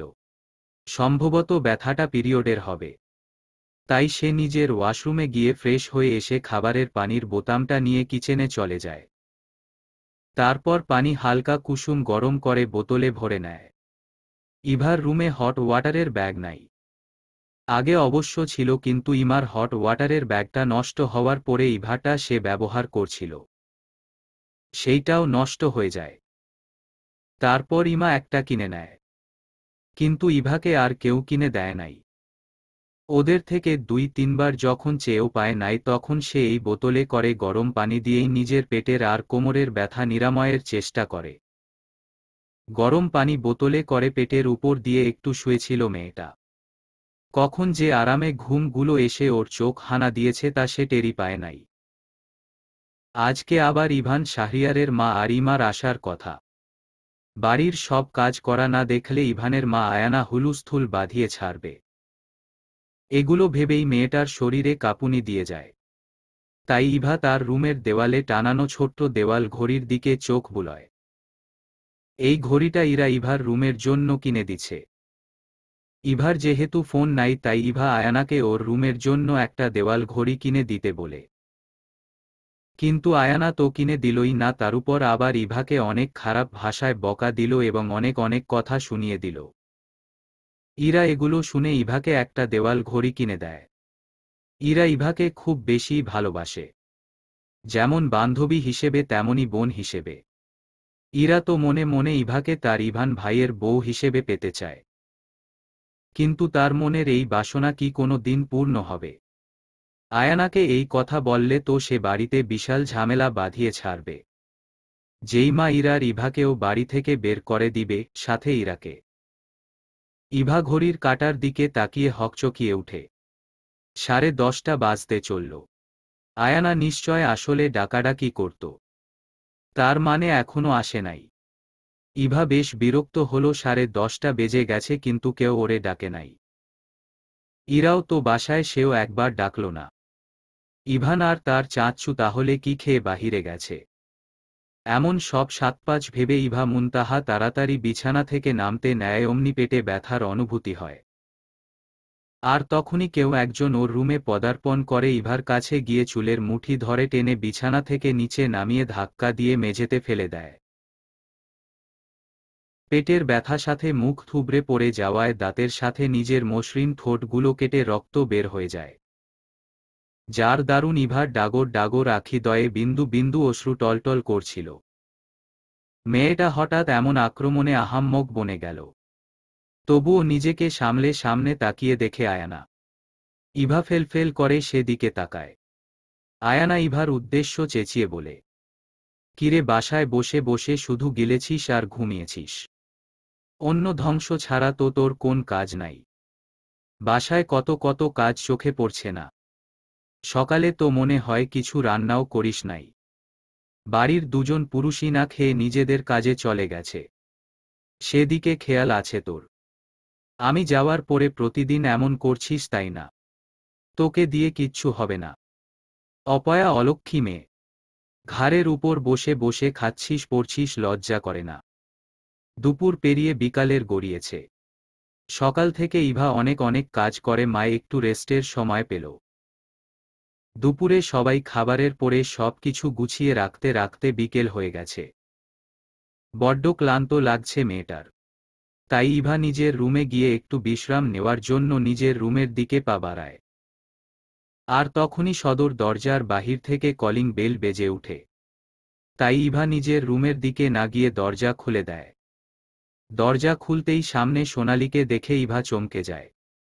তারপর তার উদ্দেশ্য বলে, কিরে সোনালী, তুই ভালোই তো বেড়াইলি বাড়িতে গিয়ে? আমাদের তো খোঁজও নিলি না। ইভার কথায় সোনালী কোন প্রতিউত্তর করল না। সে এসে ইভাকে জড়িয়ে ধরে কান্না করে দেয়। ইভা তা দেখে ভড়কে যায়। অবাক হয়ে সোনালীকে জিজ্ঞেস করে, কিরে, কি হইছে? এভাবে কাঁদছিস কেন? সোনালী কাঁদতে কাঁদতে বলে, ইভা আপা জানেন, আমি বাড়িতে যাওনের পরের দিনই আমার দাদি মইরা গেছে। এখন আর আমার কেউ নাই। এখন আমার কি হইব? কাকা কাকি তো থাইক্কাও না থাহনের মতো। সোনালীর এমন কথা শুনে ইভা নিজের থেকে সোনালীকে ছাড়িয়ে ওর সামনাসামনি দাঁড় করিয়ে বলে, আমাদের তোর আপন মনে হয় না সোনালী? সোনালী বলে, এই বাড়ির মানুষগুলো ছাড়া আর কে আছে আমার, ক ইভা আপা? তোমাগরেই নিজের আপন মানুষ মনে করি। এল্লিগাই তো তোমাদের কাছে আয়া পড়ছি। ইভা বলে, তাহলে কাঁদছিস কেন? আমাদের আপন মনে করলে নিজের রুমে গিয়ে বাহিরের কাপড় চেঞ্জ করে নে। আর একদম মন খারাপ করবি না। আল্লাহ যার হায়াত যতদিন দিন দিছে সে ততদিনই বাঁচবে। এখন কান্না না করে ওনার জন্য দোয়া কর। সময়টা মাগরিব এবং এশারের মধ্যে বর্তি। হয়তো কিছুক্ষণ পরে চারদিকে এশার আজানের ধ্বনি শোনা যাবে। ইভা নিজ কক্ষে শুয়ে আছে। এমন সময় বসার রুমে আয়ানার চেঁচামেচির আওয়াজ শোনা যায়। ইভার শরীরটা বড্ড ক্লান্ত লাগছে। কি হইছে দেখার ইচ্ছে থাকলেও শরীরটা সায় দিচ্ছে না। নিজের শরীরটা নিয়ে ড্রয়িং রুমের দিকে পা বাড়াতে ইচ্ছে হলো না তার। তবে কি আর করার, মন না চাইতেও মেয়েটাকে নিজ গৃহ থেকে বের হয়ে ড্রয়িং রুমে যেতে হবে। কারণ আয়ানা ইভার নাম ধরেই চেঁচিয়ে ইভাকে ডাকছে। মেয়েটা নিজের ওড়নাটা ভালো করে মাথায় চাপিয়ে নিজ কক্ষ থেকে বের হয়ে ড্রয়িং রুমে আসে। সেখানে আয়ানা একাই চেঁচামেচি করছে। তা দেখে ইভা আয়ানার কাছে যেতে যেতে বলে, কাকি কি হইছে? আয়ানা ইভাকে দেখে ইভার কথা পাত্তা না দিয়ে ওর দিকে তেড়ে গিয়ে গালে ঠাস করে থাপ্পড় দিয়ে বলে, বাড়ি থেকে 2 দিন যাইতে পারলাম না, তার মধ্যে তুই পুরো বাড়ি উল্ট পালট করে দিছিস। এই তোর বাবা মাকে খেয়ে শিক্ষা হয় নাই, আমার সংসার নষ্ট করতে উঠে পড়ে লাগছিস। রাস্তার মেয়ে কোথাকার। ইভা নিজের গালে হাত দিয়ে ফেলফেল দৃষ্টিতে ওর চাচির দিকে তাকিয়ে আছে। মেয়েটা বুঝতে পারছে না কি কারণে ওরে থাপ্পড় মারল। এমন বকা তো ইভা সব সময় শুনে কিন্তু গায়ে মাখে না। ততক্ষণে চেঁচামেচি শুনে ইরাইমা আর নীলা সেখানে উপস্থিত হয়। সম্ভবত নীলা মাগরিব পড়ে আসছে। ইমা ওর মায়ের উদ্দেশ্য বলে, কি হইছে মা, চিৎকার চেঁচামেচি করছো কেন? আয়ানা বলে, বিছানার নিচে 1,00,000 টাকা ছিল কিন্তু পাই না। বাসায় তো ইভান আর ইভানের বাবা ছিল। তাহলে নিশ্চয় এই ফকিন্নি নিছে। নিশ্চয় কোন নাগর জুটিয়েছে তাকেই দিছে। আমার বাড়ি থাকে, আমার টাকায় খেয়ে পড়ে আমার জিনিসই নষ্ট করছে। পড়াশোনা করিয়েও ভুল করছি। পড়াশোনা বন্ধ করে দিলেই ভালো হতো ওর। এই চরিত্রহীন অপয়া অলক্ষী মেয়েকে আমি ঘরে রাখব না। এগুলো বলে আয়ানা আবার ইভাকে এলোপাতাড়ি মারতে শুরু করে। আয়ানার এমন সব কথা শুনে ইভা যেন সপ্তম আসমান থেকে পড়ে। আর তখনই সোনালি সেখানে উপস্থিত হয়ে ইভাকে মারতে দেখে আয়ানার পা জড়িয়ে ধরে বলে, খালাম্মা, ইভা আফারে এমনে মারবেন না। ইভা আফার লাগছে তো। এই বলে সোনালি কাঁদতে থাকে। ইরাও তার মাকে বলে, মা কি করছো? ইভা মোটেই এমন মেয়ে না। কিন্তু আয়ানা তো থামছে না। মেয়েটা ব্যথায় আর্তনাদ করে উঠে।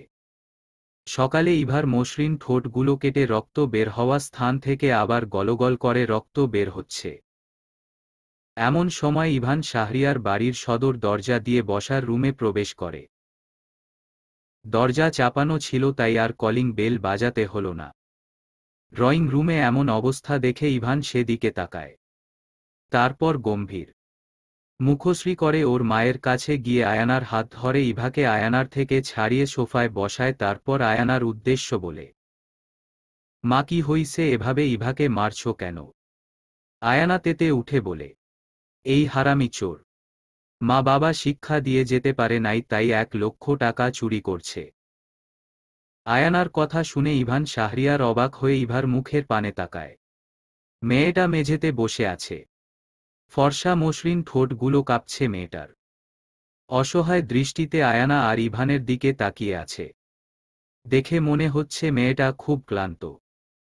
তাই ইভান আয়ানার দিকে তাকিয়ে বলে, কি বলছো মা, ইভা চুরি করছে? আমার বিশ্বাস ইভা কোন দিন কিছু চুরি করতে পারে না। তোর বিশ্বাস তুই পানি দিয়ে ধুয়ে খা। আমি তো এই মেয়েকে বিন্দু মাত্রও বিশ্বাস করি না। আর তুই এগুলোর মধ্যে না ঢুকে জাগিয়ে ফ্রেশ হয়ে নে। এটা আমি দেখে নিব। মা, ইভা এমন কিছু করে নাই আমার মনে হচ্ছে। তোমার কোথাও ভুল হচ্ছে। আর তুমি বলছো এগুলোর মধ্যে আমাকে ঢুকতে না। কিন্তু অন্যায় ভাবে কাউকে দোষারোপ করলে মুসলিম হয়ে আমি কিভাবে সেটা মানব বলো? নির্দিষ্ট প্রমাণ ছাড়া তুমি ওরে দোষারোপ করতে পারো না। ইভান কাঠোকাঠ কণ্ঠে কথাগুলো বলে। তা শুনে আয়ানা ইভার দিকে রক্তবর্ণ চোখে চেয়ে রেগে ইভানের উদ্দেশ্য বলে, ইভান, তুই এই মেয়ের হয়ে আমাকে কথা শোনাচ্ছিস? এখন এই রাস্তার মেয়ে তোর কাছে বড় হয়ে গেল। নীলা ইনোসেন্ট ভাব নিয়ে বলে, খালামনি, বাদ দেও এসব থার্ড ক্লাস মেয়েদের কথা। নিজের রূপ দেখিয়ে ছেলেদের পাগল করা আর মানুষের অন্নবস্ত্র নষ্ট করা ছাড়া আর কোন কাজ নাই এদের। নীলার কথা শুনে ইভান শাহরিয়ার নীলার দিকে চোখ পাকিয়ে তাকায়। যার দারুণ নীলা চুপ হয়ে যায়। আর আয়ানা রাগে গজগজ করতে করতে নিজের কক্ষে চলে যায়। আয়ানা জানে ইভান খুব সহজে রাগ দেখায় না, কিন্তু যখন রাগ উঠে তখন তা খুব ভয়ঙ্কর রূপ ধারণ করে। আয়ানার ইভার উপর রাগ আরও বেশি বাড়ল, কারণ ইভান শাহরিয়ার আয়ানার পক্ষ না নিয়ে ইভার হয়ে কথা বলছে।